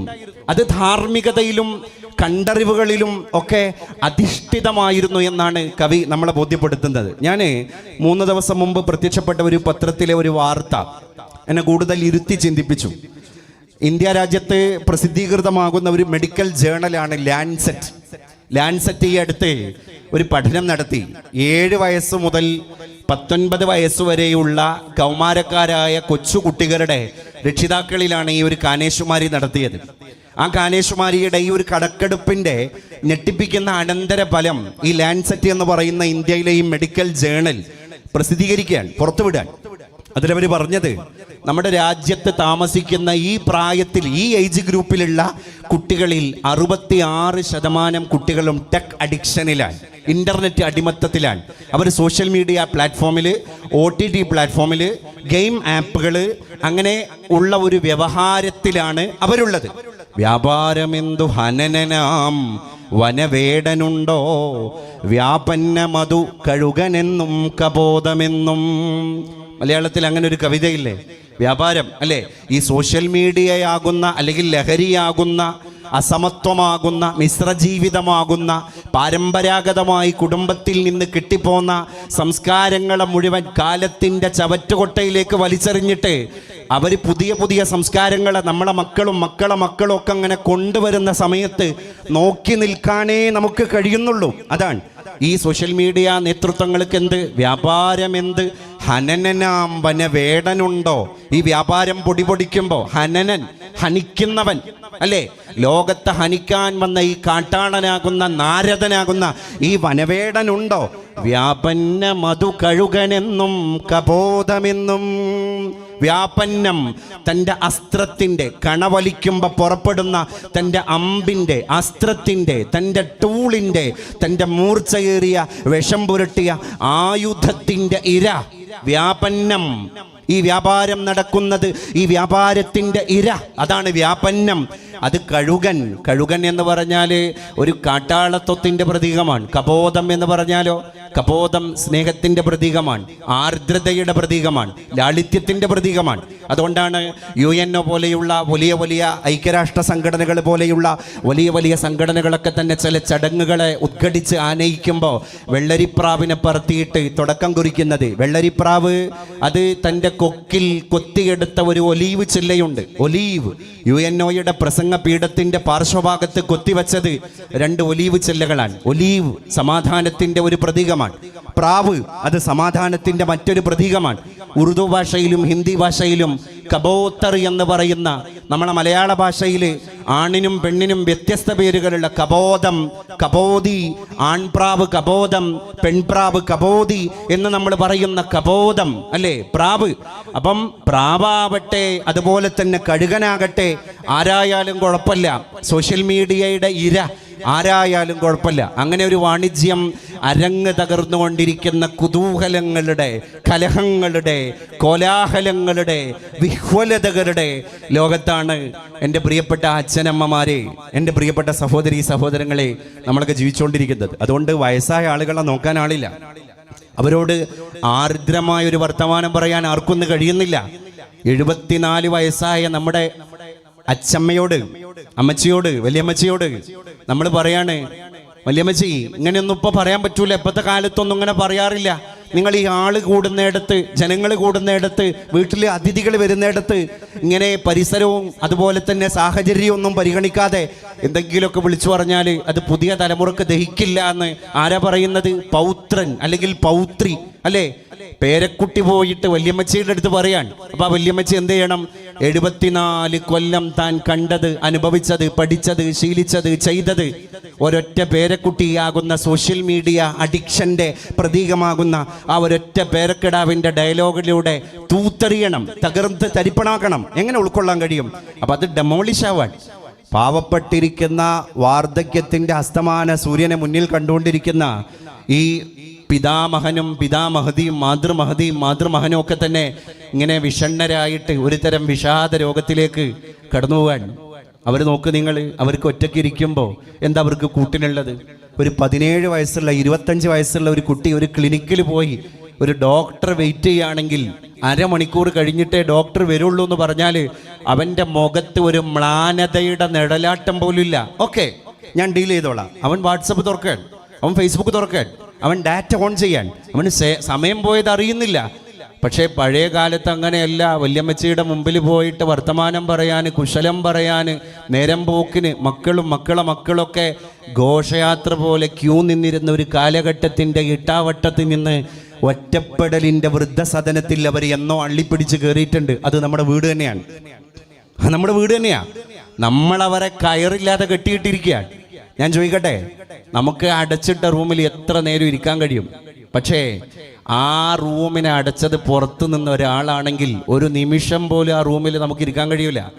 അപ്പം നമ്മളെ വയോവൃദ്ധരായിരിക്കുന്ന വയോജനങ്ങളുടെ മനോഹരമായിരിക്കുന്ന സാമൂഹ്യ ജീവിതത്തിൻ്റെ ഗരിമയെ നഷ്ടപ്പെടുത്തിയത്, അവരെ ഇങ്ങനെ കൊണ്ടുപോയി കെട്ടിയിട്ടിരിക്കുന്നത് പുറത്തു നിന്ന് ആരോ വാതിൽ പൂട്ടിയിട്ടാണ്. അതാരാണ്? നമ്മുടെ ജീവിത സാഹചര്യമാണ്. ഞാൻ ഈ അടുത്ത് ദി ഇന്ത്യൻ എക്സ്പ്രസ് എന്ന് പറയുന്ന ഇംഗ്ലീഷ് ദിനപത്രത്തിൻ്റെ ഒരു പത്രദ്വാര ആ പത്രത്തിൻ്റെ ഒരു പേജിൽ പ്രത്യക്ഷപ്പെട്ട ഒരു ചിത്രം. ഒരു റെയിൽവേ സ്റ്റേഷനാണ്, രംഗവേദി. അതിനകത്ത് ആ റെയിൽവേ സ്റ്റേഷൻ്റെ ഒരു ഭാഗത്ത് ഒരുപാട് ആളുകൾ തിരക്കോടെ നടന്നു പോകുന്നു, യാത്രക്കാർ. അവിടെ അതിൻ്റെ പാർശ്വഭാഗത്ത് ഒരു തെരുവ് നായ അങ്ങനെ കിടന്നുറങ്ങുന്നു. ആ തെരുവ് നായയുടെ ഓരം ചാരി തൊട്ടടുത്ത് ഒരു വയോവൃദ്ധനായ മനുഷ്യൻ കിടന്നുറങ്ങുന്നു. എന്നിട്ട് അതിൻ്റെ താഴെ കൊടുത്തൊരു അടിക്കുറിപ്പുണ്ട്. അത് സ്തോഭവും ഹൃദയജനഭേദകവുമാണ്. എന്തായിരുന്നു അടിക്കുറിപ്പ് അറിയോ? ഒന്നുമല്ല, വാർദ്ധക്യം എന്നെ ആർക്കും വേണ്ടാത്തവനാക്കി. ഈ വയോവൃദ്ധം പറയാൻ, വാർദ്ധക്യം എന്നെ ആർക്കും വേണ്ടാത്തവനാക്കി. നമുക്കുള്ള പണിയെടുക്കുന്നത് നമ്മളാണ്. അതാണ് ഞാൻ നേരത്തെ പറഞ്ഞത്, നമുക്ക് നാമേ പണിവതു നാഗം നരകവും. അതുപോലെ ഉറുദു ഭാഷയിൽ ഒരു മനോഹരമായ ഷിയർ കവിതയുണ്ട്. അതിങ്ങനെയാണ്: അമൽ സേ ജിന്ദഗി ബൻതി ഹേ, അമൽ സേ ജിന്ദഗി ബൻതി ഹേ, जन्नत भी जहन्नम भी, वहाँ की अपनी फितरत में न नारी है न नूरी है। अमल से जिंदगी बनती है, हमारी जिंदगी हम अपने ही अमल से बनाते हैं। परों के अमल से एक आदमी को जन्नत हरगिज नहीं पाते हैं. വേറൊരാൾ അശ്രാന്ത പരിശ്രമം നടത്തിയിട്ട് നമുക്കാർക്കും സ്വർഗസ്ഥനാവാൻ കഴിയില്ല. വേറൊരാൾ അപരാധം ചെയ്തതിൻ്റെ പേരിൽ നമ്മളാരും നരകസ്ഥനും ആവില്ല. അതാണ് അമൽ സേ ജിന്ദഗി ബൻതി ഹേ ജന്നത്ത് ബി ജഹന്നം ബി. നമുക്ക് നാമേ പണിവതു നാഗം നരകവും അതുപോലെ. അത് തന്നെയാണ് ഇതിന്റെ അർത്ഥം. നമ്മളെ അധ്വാനം, നമ്മളെ പണി, നമ്മൾ എടുക്കുന്ന അശ്രാന്ത പരിശ്രമങ്ങള്, നമ്മുടെ ഉത്തരവാദിത്തങ്ങള്, നമ്മുടെ ക്രയവിക്രയങ്ങള്, അതാണ് സ്വർഗവും നരകവും നമുക്ക് തരണം എന്ന് തീരുമാനിക്കുന്നത്. വഹാക്കി അപ്പിനി ഫിത്രത്തുമേ. നമ്മൾ ആരാണ്? നമ്മൾ മണ്ണാണ്. നമ്മൾ മണ്ണായവനാണ്. നനാരിഹേ നൂരിഹേ. നമ്മൾ നാറിന്റെയും നൂറിന്റെയും ആളല്ല. ഇവിടെ പഠിപ്പിക്കുന്നത് അത് തന്നെയാണ്. പുണ്ട്രമോ പൂണനൂൽ താനോ. കുമാരനാശാൻ ചോദിച്ചൊരു ചോദ്യമുണ്ട്. പുണ്ട്രമോ പൂണനൂൽ താനോ ശിഖാ ഷണ്ഡമോ ജന്മമതാനോ. അല്ലേ? നമ്മളെ തരം തിരിക്കുന്നത് ഒന്നുമല്ല. അതുകൊണ്ട് പണിയെടുക്കുക, നമ്മൾ അധ്വാനിക്കുക, സ്നേഹിച്ച് ജീവിക്കാൻ കഴിയുന്നിടത്തോളം കാലം നമ്മൾ സ്നേഹിച്ച് ജീവിക്കുക. ഈ അടുത്ത് സാഹിത്യത്തിനുള്ള നോബൽ സമ്മാനം കിട്ടിയത് ആർക്കാണ്? ദക്ഷിണ കൊറിയൻ എഴുത്തുകാരിയായ ഹാങ് കാങ് എന്ന് പറയുന്ന ഒരു സഹോദരിക്കാണ്. അവരൊരു യുവതിയാണ്, അല്ലെങ്കിൽ യുവത്വം വിട്ട് മധ്യവയസ്സിലേക്ക് എത്തി നോക്കുന്ന ഒരു സാഹിത്യകാരിയാണ്. അവരുടെ ദി വെജിറ്റേറിയൻ എന്ന് പറയുന്ന സമൂഹത്തിൽ നിന്ന് പാർശ്വവൽക്കരിക്കപ്പെട്ട മാറ്റി നിർത്തിയ ഒരു ജനതയുടെ നേരെ തിരിച്ചു പിടിച്ചിരുന്ന ഒരു മനോഹരമായ ടോർച്ചായിരുന്നു അവരുടെ തൂലിക. അതുകൊണ്ട് ഇരുട്ടിൽ തപ്പിത്തടയുന്ന ബിഹൈൻഡ് ദി കർട്ടൻ, തിരശീലയുടെ അപ്പുറത്ത് നരകയാതന സഹിച്ചുകൊണ്ടിരിക്കുന്ന അബ്രപാളിയിൽ പ്രത്യക്ഷപ്പെടാത്ത ഒരു ജനതയുടെ ജീവിതത്തെ തൂലിക ചലിപ്പിച്ച് ഒരു ആവിഷ്കാരം പോലെ ഹാങ് കാങ് എന്ന് പറയുന്ന ദക്ഷിണ കൊറിയയിലെ എഴുത്തുകാരി ലോകത്തിന്റെ അബ്രപാളികളിലേക്ക് ആ ഓരോ അക്ഷരങ്ങൾക്കും നിറം പകർന്ന് പ്രത്യക്ഷപ്പെടുത്തിയപ്പോൾ അവരെ നോബൽ പ്രൈസ് തേടി വരികയുണ്ടായി. അതിൽ മുഴുവൻ അവശത അനുഭവിക്കുന്ന ഒരു ജനവിഭാഗത്തിന്റെ ജീവിതത്തിന്റെ ഛായാചിത്രങ്ങളെയാണ് മനുഷ്യന്റെ മുമ്പിലേക്ക് വളരെ രമ്യതയോടുകൂടെ പരാവർത്തനം നടത്തുന്നത് അവര്. അപ്പൊ നമുക്ക് അതിലൊക്കെ ഒരു പരിഹാര മാർഗങ്ങളുണ്ട്. ഈ പ്രകൃതിയിൽ നിന്ന് പച്ചപ്പ് നീങ്ങിപ്പോകുന്ന ഒരു കാലമാണ്. മനുഷ്യന്റെ ചുണ്ടിൽ നിന്ന് പുഞ്ചിരി നീങ്ങിപ്പോകുന്ന ഒരു കാലമാണ്. എന്റെയും നിങ്ങളുടെയൊക്കെ കണ്ണുകളിൽ നിന്ന് പശിമ നീങ്ങിപ്പോകുന്ന ഒരു കാലമാണ്. നമ്മുടെയൊക്കെ ഇത്ര പോകുന്ന ഹൃദയത്തിൽ നിന്ന് ആർദ്രത നീങ്ങിപ്പോകുന്ന ഒരു കാലമാണ്. അങ്ങനെ നമ്മളൊരു സ്റ്റാച്യു പോലെ, ഒരു മനുഷ്യന്റെ പ്രതിരൂപം പോലെ, ഒരു കല്ലിൽ കൊത്തിവെക്കപ്പെട്ട ശിലാരൂപം പോലെ നമ്മൾ അങ്ങനെ ജീവിക്കുന്നു. ചത്തതിനൊക്കുമേ ജീവിച്ചിരിക്കലും എന്ന മാത്രയിൽ നമ്മൾ അങ്ങനെ ജീവിക്കുന്നു. അവിടെയാണ് ആധ്യാത്മികതയുടെ കിരണങ്ങൾ അന്തരാളത്തിലേക്ക് ഇങ്ങനെ ഓളം പോലെ ഒഴുകിയെത്തുമ്പോൾ ഒരു ചിരി പ്രത്യക്ഷപ്പെടാൻ. എൻ്റെ അകത്ത് ഈ ദീപത്തിന്റെ ഒരു പ്രകാശം എത്തിയപ്പോഴാണ് മുഖത്ത് ഒരു പുഞ്ചിരിയാകുന്ന ദീപം ജ്വലിച്ചത്. അപ്പൊ അകത്തെ ദീപമാണ് പുറത്തെ ദീപം എന്ന് നമുക്ക് തിരിച്ചറിയാൻ സാധ്യമാകണം. ഈ അടുത്ത് ഞാൻ ഒരു 16 വയസ്സുകാരനായ ഒരു കൗമാരക്കാരന്റെ ഒരു കവിത ഫേസ്ബുക്കിലൂടെ പ്രത്യക്ഷപ്പെട്ട ഒരു കവിത വായിക്കാനിടയായി. അവൻ ഇങ്ങനെ പറയാതെ പറഞ്ഞു പോവാൻ. പള്ളിക്കാടിനടുത്താണ് എൻ്റെ വീട്. ഒരു മുസ്ലിം കുട്ടിയാണവൻ. അതുകൊണ്ട് പള്ളിക്കാട് എന്നവൻ പറഞ്ഞു. പള്ളിക്കാടിനടുത്താണ് എൻ്റെ വീട്. അപ്പൊ അവന്റെ വീട് ഒരു ഖബർസ്ഥാനിന്റെ, ശ്മശാനത്തിന്റെ, സെമിത്തേരിയുടെ ഒരു പാർശ്വഭാഗത്താണ്. ആ വീട്ടിലെ ഡൈനിങ് ഹാളിൽ നിന്ന് അവന്റെ ജാലകപ്പാളി ഒന്ന് തുറന്നു വെച്ച് കഴിഞ്ഞാൽ ഓരോ മരിച്ചു പോകുന്നവരെയും കാണാൻ അവന് കഴിയുന്നതാണ്. അതാണ് അവന്റെ കവിതയുടെ ഇതിവൃത്തം. പള്ളിക്കാടിനടുത്താണ് എൻ്റെ വീട്. ദിവസവും പല ഖബറുകൾ അവിടേക്ക് വിരുന്നു വരും. ഓരോ മരിച്ച ആളുകളെ, ഭൗതിക ശരീരങ്ങളെ ബന്ധുമിത്രാദികൾ കൊണ്ടുവരും എന്നല്ല അവൻ പ്രയോഗിച്ചത്. ഓരോ ദിവസവും അവിടേക്ക് പല ഖബറുകൾ വിരുന്നു വരും. വൃദ്ധന്റേത്, കുട്ടിയുടേത്, പുരുഷന്റേത്, സ്ത്രീയുടേത്, പണ്ഡിതന്റേത്, പാമരന്റേത്, ഉന്നതന്റേത്, അധസ്ഥിതന്റേത്, അവർണന്റേത്, സ്വവർണന്റേത്, സവർണന്റേത്. ഒടുക്കം ഒരു ദിവസം അവിടേക്ക് ഒരു ഖബർ വിരുന്നു വന്നു. ഒരു ദിവസം അവിടേക്ക് ഒരു ഖബർ വിരുന്നു വന്നു. പക്ഷേ ആ ഖബറു കാണാൻ ഞാൻ മാത്രമില്ലായിരുന്നു. അങ്ങനെയാണ് ആ കവിത അവസാനിക്കുന്നത്. ആ കവിത വായിച്ച ആൾക്ക് അറിയാതെ ബോധ്യപ്പെടുകയാണ് അന്ന് മരിച്ചത് അവനാണ്. ആര്? ഈ 16-കാരനാണ് അന്ന് മരിച്ചത്. അതാണ് അവൻ പറയാതെ പറയുന്നത്. ഞാനാണെന്ന് മരിച്ചത് എന്നാണ് ആ കുട്ടി പറയാതെ പറയുന്നത്. അവന്റെ സമപ്രായക്കാരായ സോഷ്യൽ മീഡിയയിൽ കളിക്കുന്ന സമാന ചിന്താഗതിക്കാരും സമപ്രായക്കാരുമായിരിക്കുന്ന കുട്ടികൾക്ക് ആ 16-കാരൻ നൽകിയ ഒരു ശക്തമായ ബോധമുണ്ട്. എന്താണ്? ജീവിക്കുന്ന കാലത്ത് പരസഹായിയായി ജീവിക്കുകയും മരിച്ചു കഴിഞ്ഞാലും വീണ്ടും ജീവിക്കുകയും ചെയ്യുക, അല്ലേ? ചില ആളുകൾ അങ്ങനെയാണ്, ജീവിച്ചുകൊണ്ടിരിക്കെ തന്നെ അവർ മരിച്ചു കഴിഞ്ഞിട്ടുണ്ടാകും. മറ്റു ചില ആളുകൾ നമുക്കിടയിൽ വേറെ രീതിയിലാണ്. അതെങ്ങനെയാണ്? മരിച്ചു കഴിഞ്ഞാലും അവർ നമുക്കിടയിൽ ജീവിക്കുന്നുണ്ടാകും. രണ്ട് രൂപമാണ് മനുഷ്യൻ. ജീവിച്ചുകൊണ്ടിരിക്കെ മരിക്കുന്നവരുണ്ട്, അവരെവിടെയും പ്രത്യക്ഷപ്പെടൂല. ഒരു പൊതുരംഗത്തും അവരുണ്ടാകില്ല, ഒരു ചാരിറ്റിയിൽ അവരുണ്ടാകില്ല, ഒരു കിഡ്നി രോഗി ഡയാലിസിസ് ചെയ്യുന്ന വാർത്ത അവർ അറിഞ്ഞിട്ടുണ്ടാകില്ല, ഒരു ഭക്ഷണത്തിന്റെ കിറ്റ് കൊടുക്കുന്നിടത്ത് അവരുടെ വിയർപ്പിന്റെ ഒരു കണികയുടെ ലാഞ്ചന പോലും കുടികൊള്ളുന്നുണ്ടാകില്ല. അങ്ങനെ ജീവിക്കുമ്പോഴും മരിച്ചു കഴിഞ്ഞ ജന്മങ്ങൾ ഇവിടെയുണ്ട്. എന്നാലോ മരിച്ചു കഴിഞ്ഞിട്ടും ജീവിക്കുന്നവരുണ്ട്. രത്തൻ ടാറ്റ, അദ്ദേഹം ഒരു പാഴ്സി മതക്കാരനാണ്. പക്ഷെ അദ്ദേഹത്തിന്റെ മതത്തിന്റെ അളവുകോലിലോ അദ്ദേഹത്തിന്റെ ദർശനത്തിന്റെ പ്രത്യയശാസ്ത്ര വിശ്വാസധാരയുടെ അളവുകോലിലോ അല്ല ഇന്ന് 135 കോടിയിൽ പരം വരുന്ന ഭാരതീയനും അതിൻ്റെ അപ്പുറം വരുന്ന ലോകത്തെ മറ്റുള്ള മനസാക്ഷിയുള്ള മനുഷ്യരും അദ്ദേഹത്തെ വായിക്കുന്നത്. Who is Ratan Tata? ആരായിരുന്നു അദ്ദേഹം എന്ന് വായിക്കാൻ, അല്ലേ? ഇന്ത്യ രാജ്യത്തിന്റെ മുംബൈ നഗരത്തിലൂടെ നടന്നു പോകുമ്പോൾ ഒരു അച്ഛൻ ബൈക്ക് ഓടിക്കുന്നു, നടുവില് കൊച്ചു കിടാവ് ഇരിക്കുന്നു, പിന്നില് അദ്ദേഹത്തിന്റെ ഭാര്യ, ഈ കിടാവിന്റെ അമ്മ ഇരിക്കുന്നു. വെയിലത്ത് വിയർത്തൊലിച്ചിട്ട് മുംബൈയുടെ ഒരു നഗരവീതിയിലൂടെ അവർ പോകുമ്പോൾ നടന്നു പോകുന്ന രത്തൻ ടാറ്റ പറയാണ് കൂടെയുള്ള ഒരാളോട്, ഈ പാഴ് സ്വപ്നങ്ങളുമായിട്ട് ജീവിക്കുന്നവർക്കും നമുക്ക് അവരുടെ സ്വപ്നങ്ങളെ ഒന്ന് നെയ്ത് കൊടുക്കണ്ടേ? അദ്ദേഹം പിന്നെ റൂമിലേക്ക് പോയിട്ട് അദ്ദേഹത്തിന്റെ എഞ്ചിനീയർ വിളിച്ചിട്ട് പറയാണ്, പാവപ്പെട്ടവന്റെ സ്വപ്ന സാക്ഷാത്കാരത്തിന് വെയിൽ കൊള്ളാത്ത മഴ കൊള്ളാത്ത ഒരു കാറ്, ഒരു കൊച്ചു വാഹനം നമുക്ക് എന്തുകൊണ്ട് യാഥാർത്ഥ്യമാക്കിക്കൂടാ?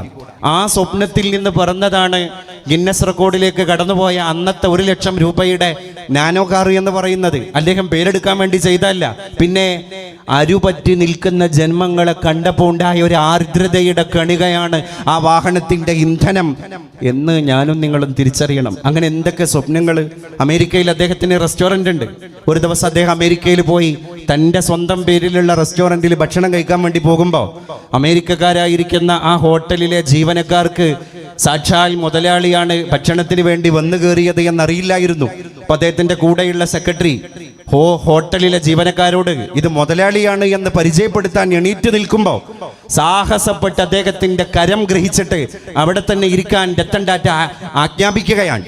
എന്നിട്ട് പറഞ്ഞു, ഞാൻ ഈ ഹോട്ടലിന്റെ ഉടമസ്ഥനാണെന്ന് പറയരുത്.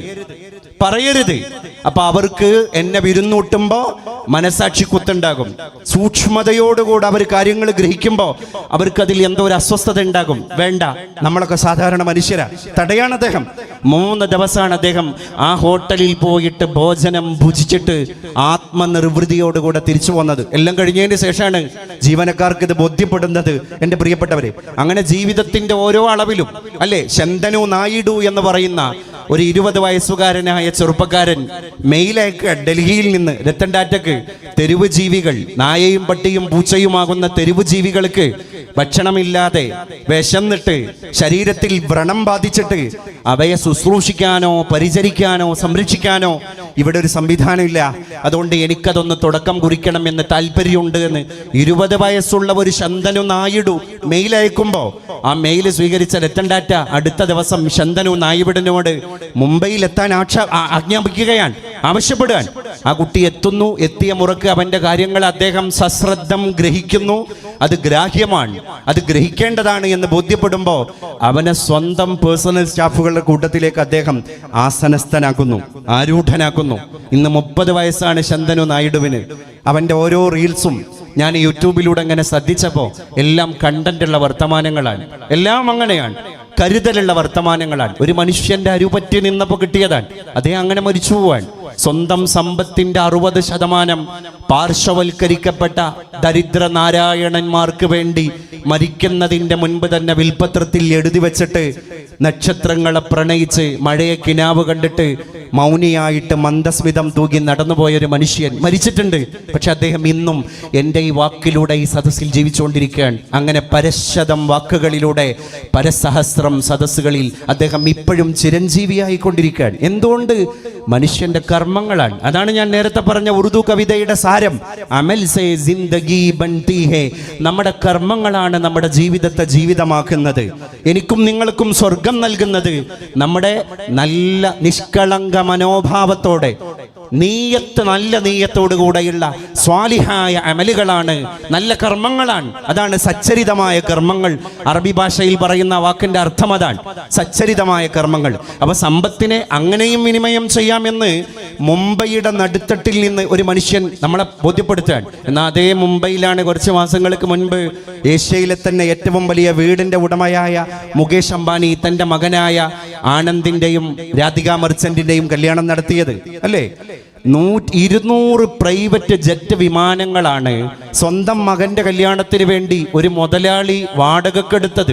200 ജെറ്റ് വിമാനങ്ങൾ വാടകക്കെടുക്കണമെങ്കിൽ നമ്മളൊന്ന് ചിന്തിച്ചോക്ക്. എന്നിട്ട് അവരുടെ തറവാട് കുടുംബ നാടായിരിക്കുന്ന ഗുജറാത്തിലെ ജാംനഗറിൽ വെച്ച് ഒരു പ്രീ വെഡിങ് മാരിറ്റൽ ഫംഗ്ഷൻ നടക്കുക.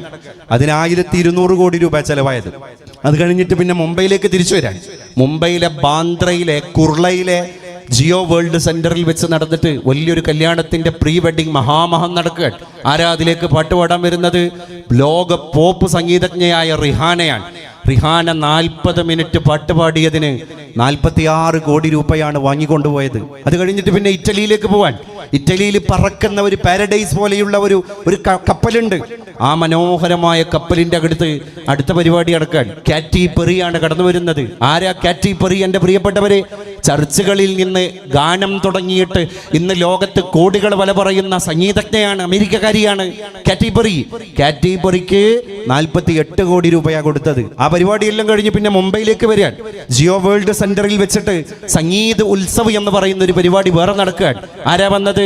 ജസ്റ്റിൻ ബീബർ എന്ന് പറയുന്ന ലോകത്തെ യുവത്വത്തിന്റെ സിരകളിലൂടെ ത്രസിച്ചു കൊണ്ടിരിക്കുന്ന ആവേശം, അവനാ വന്നത്. എന്താ ജസ്റ്റിൻ ബീബർ 42 മിനിറ്റ് പാട്ടുപാടിയതിന് ജസ്റ്റിൻ ബീബറിന്റെ അക്കൗണ്ടിലേക്ക് അംബാനിക്ക് കൊടുക്കേണ്ടി വന്നത് 87 കോടി രൂപയാണ്. എൻ്റെ പ്രിയപ്പെട്ടവരെ, അത് കഴിഞ്ഞ് പിന്നെന്താ ഉണ്ടാകുന്നത്? പിന്നെ മംഗൾ ഉത്സവാണ്. മംഗൾ ഉത്സവ് അല്ലേ? അമീർ ഖാനും പിന്നെ സൽമാൻ ഖാനും ഷാറൂഖ് ഖാൻ അടക്കമുള്ള ലോകത്തെ ബോളിവുഡിലെ താരരാജാക്കന്മാർ പങ്കെടുക്കുന്നു. ഒരാൾക്ക് 20 കോടി രൂപയുടെ വാച്ചാണ് അംബാനി കൊടുക്കുന്നത്, അല്ലെങ്കിൽ ആ കുടുംബം കൊടുക്കുന്നത്. ഞാൻ ഇങ്ങനെ ആലോചിച്ചു പോയി, രാജ്യത്ത് ജീവിക്കുന്ന പരശതം വരുന്ന ദരിദ്ര നാരായണന്റെ വറച്ചട്ടിയിലേക്ക് ഈ നയാ പൈസയുടെ തുട്ട് നാണയങ്ങളുടെ ഒരു അംശം എത്തുന്നില്ല. ഈ 2 ദർശനങ്ങളും ഞാനും നിങ്ങളും ഈ വർഷം തന്നെ കണ്ടത് നമ്മുടെ ഇന്ത്യ രാജ്യത്താണ്, നമ്മുടെ മുംബൈ എന്ന് പറയുന്ന നഗരത്തിന്റെ അകത്താണ്. അപ്പൊ നമ്മൾ ചിന്തിക്കണം, വ്യാപന്ന മധു കഴുകനെന്നും കപോതമെന്നും ജീവിക്കുന്നത് ചില അടയാളപ്പെടുത്തലുകൾക്ക് വേണ്ടിയാണ്. പ്രധാനമന്ത്രിയുടെ 3 ആഴ്ച മുമ്പുണ്ടായിരുന്ന മൻ കി ബാത്ത് എന്ന് പറയുന്ന റേഡിയോ തത്സമയ സംപ്രേഷണ പ്രഭാഷണത്തിൽ നമ്മുടെ മലയാളിയായ ഒരു മനുഷ്യനെ പരാമർശിക്കുകയുണ്ടായി. എൻ്റെ അയൽ ജില്ലക്കാരനായ കോഴിക്കോട്ട് ഒളവണ്ണ സ്വദേശിയായ സുബ്രഹ്മണ്യൻ എന്ന് പറയുന്ന ഒരു മനുഷ്യനെയാണ് ഇന്ത്യ രാജ്യത്തിന്റെ പ്രധാനമന്ത്രി തന്റെ മൻ കി ബാത്തിൽ പരാമർശിച്ചത്. 70 വയസ്സുള്ള സുബ്രഹ്മണ്യൻ എന്ന് പറയുന്ന കോഴിക്കോട്ടെ ഒളവണ്ണ സ്വദേശിയായ മനുഷ്യൻ. എന്താ അദ്ദേഹം പരാമൃഷ്ടനാവാൻ കാരണമെന്ന് അദ്ദേഹത്തിന്റെ നാട്ടുകാരായ സംസ്ഥാനക്കാരായ ഞാനും നിങ്ങളും ആലോചിക്കുന്നതും അന്വേഷിക്കുന്നതും ആ വിഷയകമായിട്ടുള്ള ഗവേഷണം നടത്തുന്നതും അങ്ങനെ ഒരു തത്സമയ സംപ്രേഷണ സമ്പ്രദായം പ്രത്യക്ഷപ്പെട്ട് അതിലൂടെ അദ്ദേഹത്തിന്റെ പേര് മുഴങ്ങിക്കേട്ടപ്പോഴാണ്. അപ്പൊ എന്തായിരുന്നു അദ്ദേഹത്തിന്റെ ജീവിതത്തിന്റെ ചരിത്രം? കോഴിക്കോട് ജില്ലയിലും പരിസര പ്രദേശങ്ങളിലും മനുഷ്യൻ ഉപയോഗിച്ച് ടോട്ടൽ ലോസ് ആയിട്ട് കട്ടപ്പുറത്തേക്ക് വലിച്ചെറിഞ്ഞ മരക്കട്ടിലുകൾ, കസേരകളൊക്കെ തന്നെ അദ്ദേഹം വീണ്ടും കൊണ്ടുവന്നിട്ട് റീസൈക്കിൾ ചെയ്ത് അതിൻ്റെ ഊടും പാവും ഒക്കെ നെയ്തെടുത്തിട്ട് അത് പോളിഷ് ചെയ്ത് അത് ഉപയോഗശൂന്യമായ വസ്തുക്കളെ വീണ്ടും ഉപയോഗപ്രദമാക്കി മാറ്റി. അങ്ങനെ എത്ര 24,000 ഫർണിച്ചറുകളെ ഈ കണ്ട പുരുഷായുസിൽ ഒളവണ്ണയിലെ സുബ്രഹ്മണ്യൻ എന്ന് പറയുന്ന ഒരു മനുഷ്യൻ വീണ്ടും നിർമ്മിച്ചെടുക്കുകയാണ്. വേസ്റ്റായിട്ട് വലിച്ചെറിയേണ്ട സാധനങ്ങളെ വീണ്ടും റീയൂസ് ചെയ്യാനും അത് വളരെ, അല്ലെങ്കിൽ തന്നെ പറയാറുണ്ട് പഴഞ്ചൻ പരിഷ്കാരാവും എന്നൊക്കെ. വലിയ വലിയ കുടിയിരിക്കുന്ന ഹൗസ് വാമിങ് ചടങ്ങുകൾ നടക്കുന്ന മണിമന്ദിരങ്ങളെ പോലെ തോന്നിക്കുന്ന അലങ്കൃതങ്ങളായിരിക്കുന്ന പുതിയ ഭവനങ്ങളുടെ സിറ്റ് ഔട്ടുകളിലൊക്കെ തന്നെ സ്ഥാനം പിടിച്ച മനോഹരമായിരിക്കുന്ന സിംഹാസനങ്ങളെ പോലെ തോന്നിക്കുന്ന കസേരകൾ, ഇരിപ്പിടങ്ങളൊക്കെ പഴയ ആകൃതിയിലാണ്, പഴയ പകിട്ടിലാണ്, പ്രാചീന ശൈലിയിലാണ്. അതുകൊണ്ടാണ് പഴഞ്ചൻ പരിഷ്കാരം എന്ന് പറയുന്നത്. അതൊരു പരിഷ്കാരാക്കി കൊടുക്കാൻ സുബ്രഹ്മണ്യൻ എന്ന് പറയുന്ന ഒരു മനുഷ്യന് സാധ്യമായി. അതൊരടയാളപ്പെടുത്തലാണ്. ഒരാഴ്ച മുമ്പ് പ്രത്യക്ഷപ്പെട്ട മലയാള മനോരമയുടെ പത്രത്തിൽ എൻ്റെ അരീക്കോട്, മലപ്പുറം ജില്ലയിലെ അരീക്കോട് സ്വദേശിയായ ഒരു 15 വയസ്സുള്ള ഫാരിസ് അബൂബക്കർ എന്ന് പറയുന്ന ഒരു കുട്ടിയെ പറ്റിയിട്ടുള്ള ഒരു പെട്ടിക്കോളം വാർത്തയുണ്ടായിരുന്നു.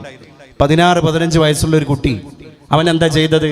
അവൻ്റെ മനസ്സിൽ ഒറ്റയ്ക്ക് ഇരുന്നപ്പോൾ തോന്നിയൊരു ബോധം, എൻ്റെ നാട്ടിലൂടെ, എൻ്റെ നാടിൻ്റെ ഇടവഴികളിലൂടെ ഞാൻ നടന്നു പോകുമ്പോൾ ഈ കുട്ടികളൊക്കെ തന്നെ ചവച്ചു തുപ്പിയ മിഠായിയുടെ കവർ അങ്ങനെ അപ്പാടെ വലിച്ചെറിയാൻ, അവരെ പൊളിത്തീൻ കവറുകൾ, ഭക്ഷണത്തിൻ്റെ വേസ്റ്റുകൾ അങ്ങനെ ഇടാൻ ജനങ്ങൾക്കൊരു ബോധോദയം ഉണ്ടാകണം. അതിനൊരാൾ ശ്രമിച്ചാലേ നടക്കുള്ളൂ. പണിയെടുത്ത് കാണിച്ചു കൊടുത്താൽ ദൃസാക്ഷികളാകുന്നവരുടെ മനസ്സിലെങ്കിലും ഒരു ആന്തോളനവും ഒരു മനസ്സാന്തരവും ജനിപ്പിക്കാൻ എനിക്ക് കഴിഞ്ഞാൽ അത് വലിയൊരു കടാക്ഷമാണ് എന്ന് വിശ്വസിച്ച് ആ കുട്ടി എന്ത് ചെയ്തു? ഒരു 10-15 ചാക്കുകൾ, പഞ്ചായത്തിലെ ഹരിത കർമ്മസേന ഉണ്ടല്ലോ, ആ സ്ത്രീകളെ പോയി സമീപിച്ചിട്ട് അവരോട് പറഞ്ഞു, നിങ്ങൾ കുറച്ച് ഒഴിഞ്ഞ ചാക്കുകൾ തരണം, എനിക്കൊരു പണിയുണ്ട്. എന്നിട്ട് അവന് കൊടുത്തു. അവൻ എന്ത് ചെയ്തു? അവൻ്റെ നാട്ടിൻ്റെ ഇട്ടാവട്ടത്തുള്ള ഒന്നിടവിട്ട അല്ലെങ്കിൽ കുറച്ച് ഇടവിട്ട ഇലക്ട്രിക് പോസ്റ്റിൻ്റെ മുകളിൽ ആൾക്ക് എത്തുന്ന രീതിയിൽ അത് കെട്ടിവെച്ചു. അതിൻ്റെ കൂടെ തന്നെ ഒരു എഴുത്തും, മാലിന്യങ്ങൾ, വേസ്റ്റുകളൊക്കെ ഇതിനകത്ത് നിക്ഷേപിക്കുകയാണ്. അങ്ങനെ അവൻ ദൈനംദിനം നടക്കുകയാണ്. അവൻ കെട്ടിവെച്ച ഈ 10-20 ചാക്കുകൾക്കിടയിലൂടെ ദിവാനിശം അവൻ നടക്കുകയാണ്.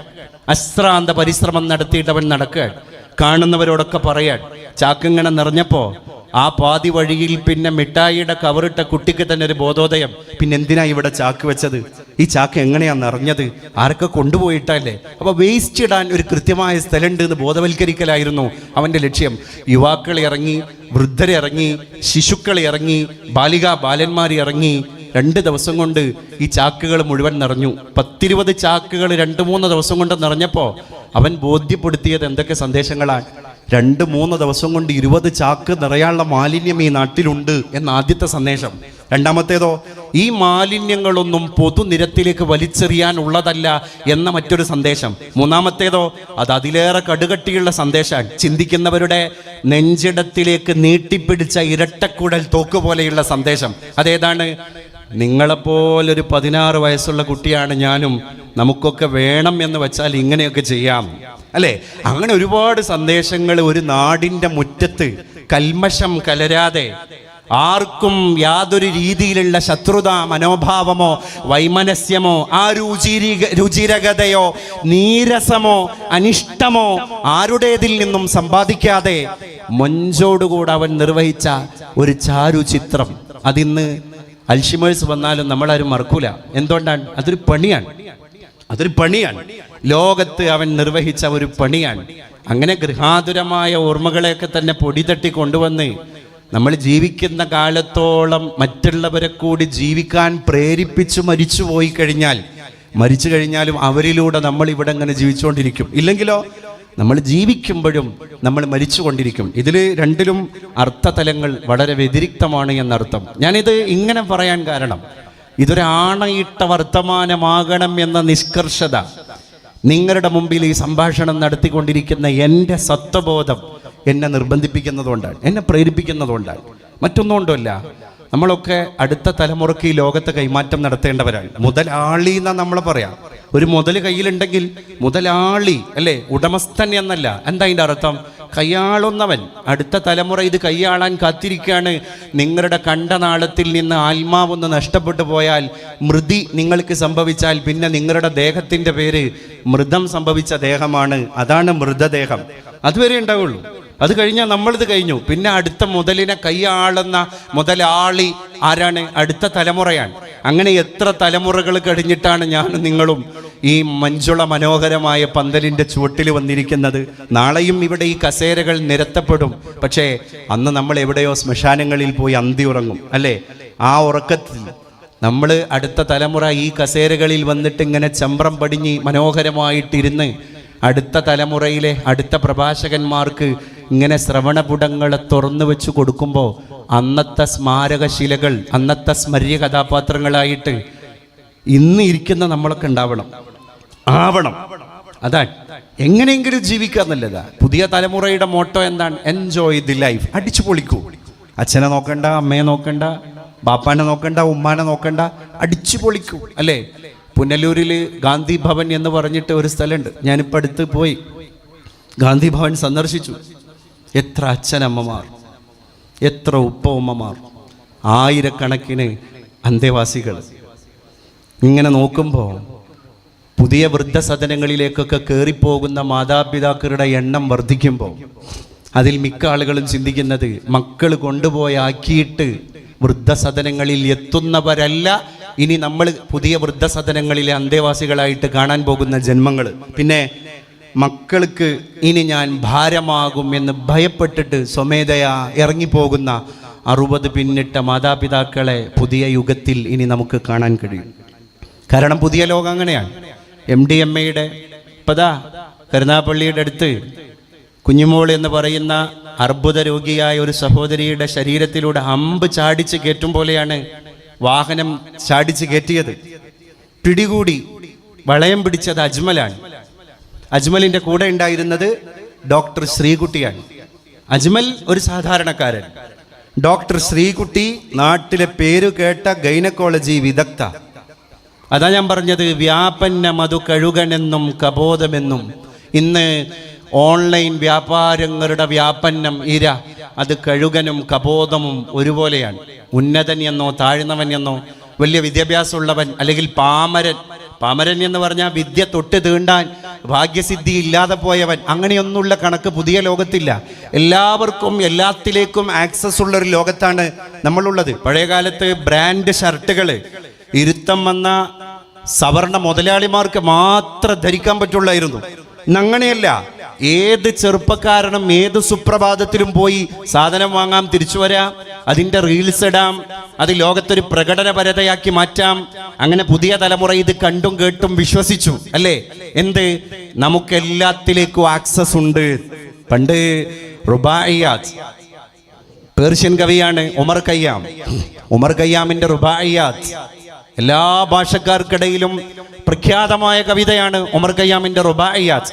അത് ഇംഗ്ലീഷിലേക്ക് 1800കളിൽ പ്രത്യക്ഷപ്പെട്ട അന്നത്തെ ആംഗലേയ ഭാഷയിലേക്ക് മൊഴിമാറ്റം ചെയ്യപ്പെട്ടിട്ടുണ്ട്. അതിങ്ങനെയാണ്, അദ്ദേഹം പറയാൻ, A book of versus.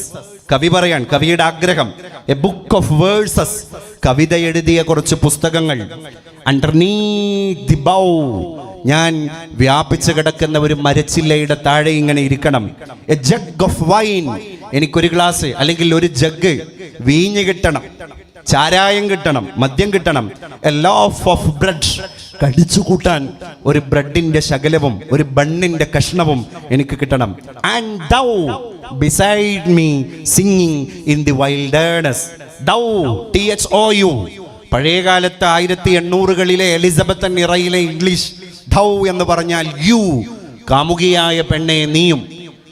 Singing beside me, എവിടെ? ഇൻ ദി വൈൽഡേർനെസ്, ആരുമില്ലാത്ത വിജനതയിൽ, ശൂന്യതയിൽ ഒറ്റയ്ക്കിരിക്കുന്ന മദ്യത്തിന്റെ ചഷകം നുണഞ്ഞുകൊണ്ടിരിക്കുന്ന എൻ്റെ മുമ്പിൽ പാട്ടുപാടാൻ എൻ്റെ കാമുകിയായ പെണ്ണെ നീയും ഉണ്ടെങ്കിൽ, ഓ വൈൽഡേർനെസ് ഈസ് പാരഡൈസ്, ഈ ശൂന്യതയാണ് എൻ്റെ സ്വർഗം. അതിന് മലയാളത്തിന്റെ മഹാകവി MP അപ്പൻ മതിരോത്സവം എന്ന പേരിൽ ഒരു ഭാഷാന്തരം, ഒരു തർജ്ജമ ചെയ്തിട്ടുണ്ട്. അതിങ്ങനെയാണ്, ചിന്താസുന്ദര കാവ്യവും, അങ്ങനെയാണ് അദ്ദേഹം എഴുതിയത് അല്ലേ? എ ബുക്ക് ഓഫ് വേഴ്സസ്, ചിന്താസുന്ദര കാവ്യവും.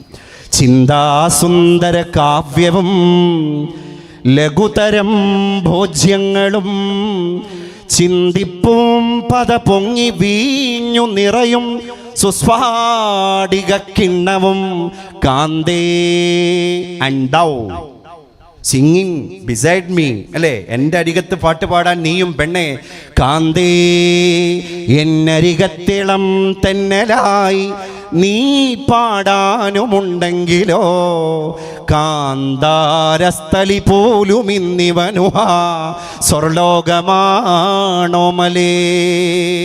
അപ്പൊ വൈൽഡേർനെസ് ഈസ് പാരഡൈസ്. അങ്ങനെയെങ്കിൽ കൊടും വനം പോലും, തപോവനം പോലും എനിക്ക് സ്വർഗമാണ്. എന്തൊക്കെ വേണം? ചിന്താസുന്ദര കാവ്യം, മനോഹരമായ കവിതകൾ വേണം, ലഘുതരം ഭോജ്യങ്ങൾ, തോണ്ടിക്കൂട്ടാൻ ആവശ്യമായ ഭോജ്യങ്ങൾ വേണം. പിന്നെന്താ വേണ്ടത്? ചിന്തിപ്പൂമ്പത പൊങ്ങി വീഞ്ഞു നിറയും സുസ്ഫാടിക കിണ്ണം, അല്ലേ? പത പൊങ്ങിയിട്ട് വീഞ്ഞിങ്ങനെ നിറഞ്ഞു പൊങ്ങുന്ന വാറ്റുചാരായത്തിന്റെ ചഷകം, അതാണ് സുസ്ഫാടിക കിണ്ണം, സ്ഫടിക കിണ്ണം, മനോഹരമായ ഒരു ചഷകം. പിന്നെ എന്താ വേണ്ടത്? കാന്തേയൻ അരികത്തിളം തന്നലായി നീ പാടാനുമുണ്ടെങ്കിലോ കാന്താരസ്ഥലി പോലും ഇന്നിവനുഹാ സ്വർലോകമാണോമലേ. അങ്ങനെയുള്ളൊരു ലോകത്ത് നമ്മൾ ജീവിച്ചുകൊണ്ടിരിക്കുകയാണ്. ഈ മുദ്രാവാക്യം റുബായിയാത്തിൽ പ്രത്യക്ഷപ്പെട്ട പഴയ കാട്ടറബി, 6-ാം നൂറ്റാണ്ടിലെ കാട്ടറബിയുടെ ജീവിതത്തിൻ്റെ മുദ്രാവാക്യം ഇന്ന് ലോകത്ത് ഉയർത്തിപ്പിടിക്കുന്ന ഒരു പുതിയ തലമുറ സോഷ്യൽ മീഡിയയിലൂടെ വളർന്നു വരുമ്പോൾ മാതാപിതാക്കളെ തിരിഞ്ഞു നോക്കണം എന്ന ഒരു ആജ്ഞാനമേ അവരുടെ മനസ്സിലില്ല. അവർ പറഞ്ഞ എന്താണ്? അവരുടെ ജീവിതത്തിൻ്റെ ഇടയിൽ ഒന്ന് ശയ്യ കൊണ്ടപ്പോൾ, രമിച്ചപ്പോൾ, ആശ്ലേഷിച്ചപ്പോൾ, പരസ്പരം പരിരംഭണം നടത്തിയപ്പോൾ ആ ക്രീഡാവീല രസങ്ങൾക്കിടയിൽ പിറന്നുപോയവരല്ലേ നമ്മൾ, അല്ലേ? എന്തു വലിയ പിന്നെ ഒരു പ്രഖ്യാപനമാണ് അവർ നടത്തിയത്. മാതൃപിതൃ ബന്ധങ്ങളുടെ ഗരിമ എത്രയേ ഉള്ളൂ എന്നാണ് അവർ പറഞ്ഞത്, അല്ലേ? നമ്മൾ ഈ അനുഭവിച്ചുകൊണ്ടിരിക്കുന്ന കാറ്റാടി മരങ്ങളുടെ കാറ്റും സ്വച്ഛന്തമായ തണലും ഒരു ശൂന്യത പോലെ അതാണ്ട് കടപുഴകുമ്പോൾ നമുക്ക് ബോധ്യപ്പെടും, ഈ തണലിപ്പം ഇല്ലല്ലോ. അപ്പൊ പറയും, ഇവിടെ ഒരാളുണ്ടായിരുന്നു, ഒരു ആൽത്തറ, ഈ തറയുടെ മുകളിൽ ഒരു ആൽമരം ഉണ്ടായിരുന്നു, അത് കടപുഴകി, അച്ഛൻ മരിച്ചതാ, ബാപ്പ പോയതാണ്. ഇപ്പം അടുത്ത് ഞാൻ കൽപ്പറ്റ നാരായണ മാഷെ ആശ്വാസം എന്നൊരു കവിത വായിച്ചു. നമ്മളൊക്കെ വായിക്കണം. അതിനകത്ത് പറയുന്നുണ്ട്, അമ്മ മരിച്ചപ്പോൾ ഒരു +2കാരിയായ പെൺകുട്ടി മരിച്ചുപോയ അമ്മയെപ്പറ്റി എഴുതിയതാണ്. അമ്മ മരിച്ചപ്പോൾ ആശ്വാസമായി.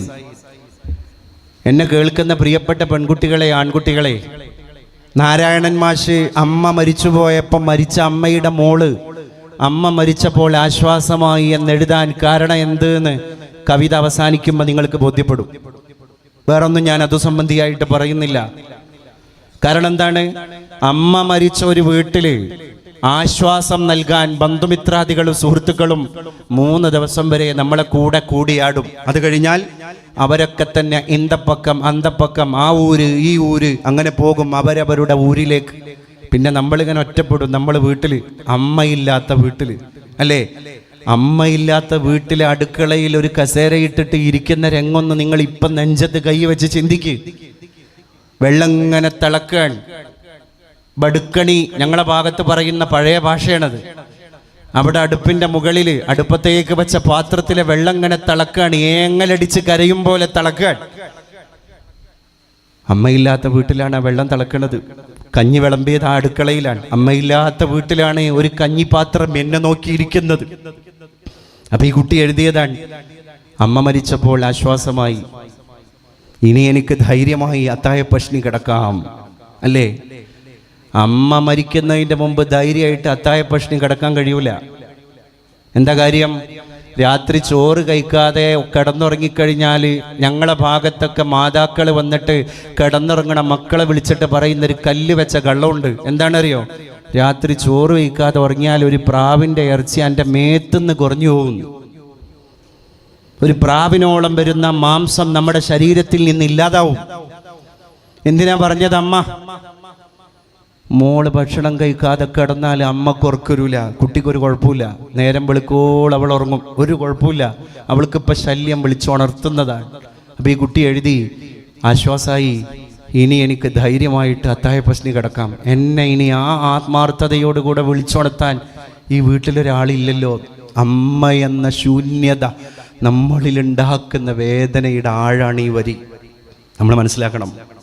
അത് കഴിഞ്ഞിട്ട് അടുത്ത വരി എന്താ അറിയോ? ഇനി എനിക്ക് കുളിക്കാൻ പോയിട്ട് ഇറ്റിറ്റ് വീഴുന്ന എൻ്റെ കാർക്കൂന്തൽ തുവർത്താതെ നടക്കാം. കാരണം ഇഴവിടർത്തി നോക്കിയിട്ട്, മകളെ തലയിൽ വെള്ളം കയറിയാൽ പനി പിടിക്കും, ജലദോഷം വരും എന്ന് പറയാൻ എൻ്റെ അമ്മയില്ല. അതുകൊണ്ട് എനിക്ക് കുളിക്കാൻ പോയാൽ ഇനി മുടി തുവർത്തേണ്ട ആവശ്യമില്ല. മൂന്നാമത്തെ വരി എന്താ അറിയോ?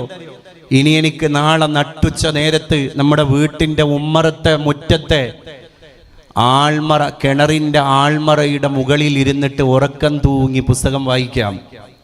കാരണം മോളെ അവിടുന്ന് മാറി വീണ് പോകും എന്ന് പറയാൻ, ഒരു വടിയെടുത്തിട്ട് എന്നെ അടിക്കാൻ, എന്നോട് ശകാരിക്കാൻ, ശാസിക്കാൻ അമ്മയില്ല ഈ വീട്ടിൽ. അമ്മ പോയി. അവസാനത്തെ വരി എന്താ അറിയോ? ഇനി എനിക്ക് രാത്രികാലങ്ങളിൽ യാത്ര ചെയ്യുമ്പോൾ എത്തിയെടുത്ത് ഉറങ്ങാം. കാരണം അമ്മയുള്ള അന്ന് എത്തിയിടത്ത് ഉറങ്ങാൻ പറ്റൂല.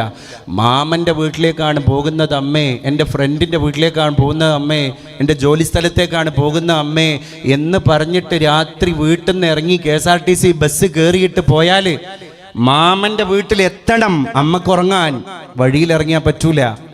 അമ്മ പോയപ്പോൾ ഈ കുട്ടി പറഞ്ഞെന്താ, ഇനി എനിക്ക് രാത്രി യാത്ര ചെയ്യുമ്പോൾ എത്തിയിടത്ത് ഉറങ്ങാം. കാരണം ഞാൻ എത്തേണ്ടിടത്ത് എത്തിയാൽ മാത്രം വിളക്കണയാറുള്ള വീട് കഴിഞ്ഞയാഴ്ച കെട്ടു. ഇനി അങ്ങനെ ഒരു വീടില്ലല്ലോ.